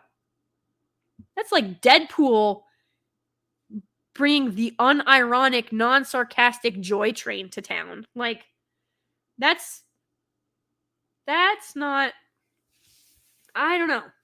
So I'm actually really excited for Venom 2. I think it's going to surprise a lot of people at the box office, especially Hollywood, because they don't have very much faith in this film, and I would love to show them up. But I will be seeing it in 2 weeks, the 4 p.m. showing. I will be going live right after to give my immediate reaction to the film. And And then maybe in a week I'll be like, now that I've like stopped and I've thought about it, maybe that was a little bit too generous or too harsh, or I don't know. We'll have to see. But I'm going to try and be as neutral as possible. But next week is 1990s TMNT. Why it's the absolute quintessential best TMNT film, and why Steve Barron should be directing a Superman trilogy with Henry Cavill. And then the week after that will be Venom 2, and then I've got more live streams planned for that. I'm trying to do this weekly for about 2 to 2.5 hours every Thursday night. Comics Division has his Thursday night throwdown going on after this, so please go check him out. He is fantastic. He talks about a lot of really great stuff. Arndell, thanks. You have a great night. Thanks for stopping by. We're about to wrap up anyway. It's,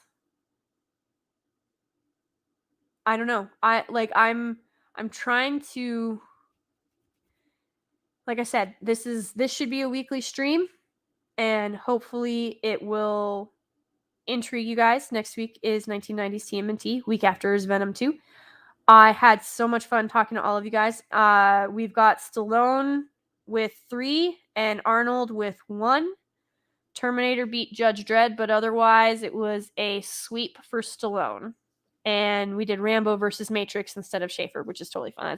That's a much more fair matchup. But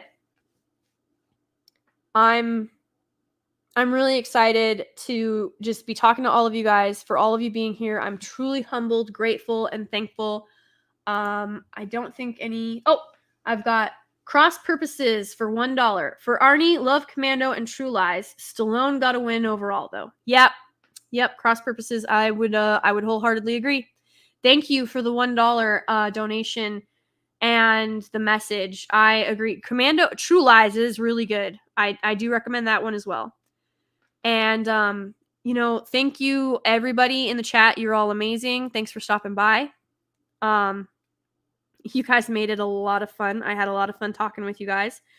Next week, I'm actually hoping to have somebody else on with me, or maybe 2 somebodies on with me, but we'll see what happens. It might just be you, me, and TMNT. So we'll have to see. I didn't even plan that. Look at that. Serendipitous. I really appreciate all you guys. Thank you so much. Much love to you all. And I hope that you all have a fantastic night. Go check out Dan Vask. Send in your videos to him for the FNT music video. And Comics Division is on after this. And I will see all of you at FNT tomorrow. It's Friday tomorrow. So thank you so much, everybody. Have a great night. Mwah!